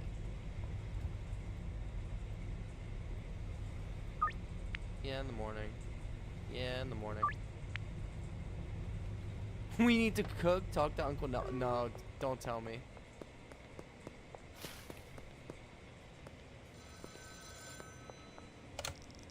Oscar will sell everything you need to make meth, with the exception of pseudo. Oh, I already found a supplier. Nice. Dude, I already have a pseudo supplier. I have pseudo. I shouldn't say that out loud. Okay. Let's think. Well, I guess we could use this for our meth lab. What's up, Benji? Wow, good earnings. Alright, chat. With that, I think I'm gonna call it there. We made a lot of marijuana today. That was pretty good. And fuck, we just I can't even begin to explain how much our business grew over this last day. And the next time we play, we're gonna be making meth. And that's gonna be fun. Yeah, this was just a little fun chill stream for me to do. I had a great time. If anyone's here, if anyone's not, if anyone's watching the VOD, whatever. I hope you all enjoyed watching my silly antics. I hope I can provide some sort of entertainment. I'm very glad for your viewership. And with that, chat, I'm signing off for tonight.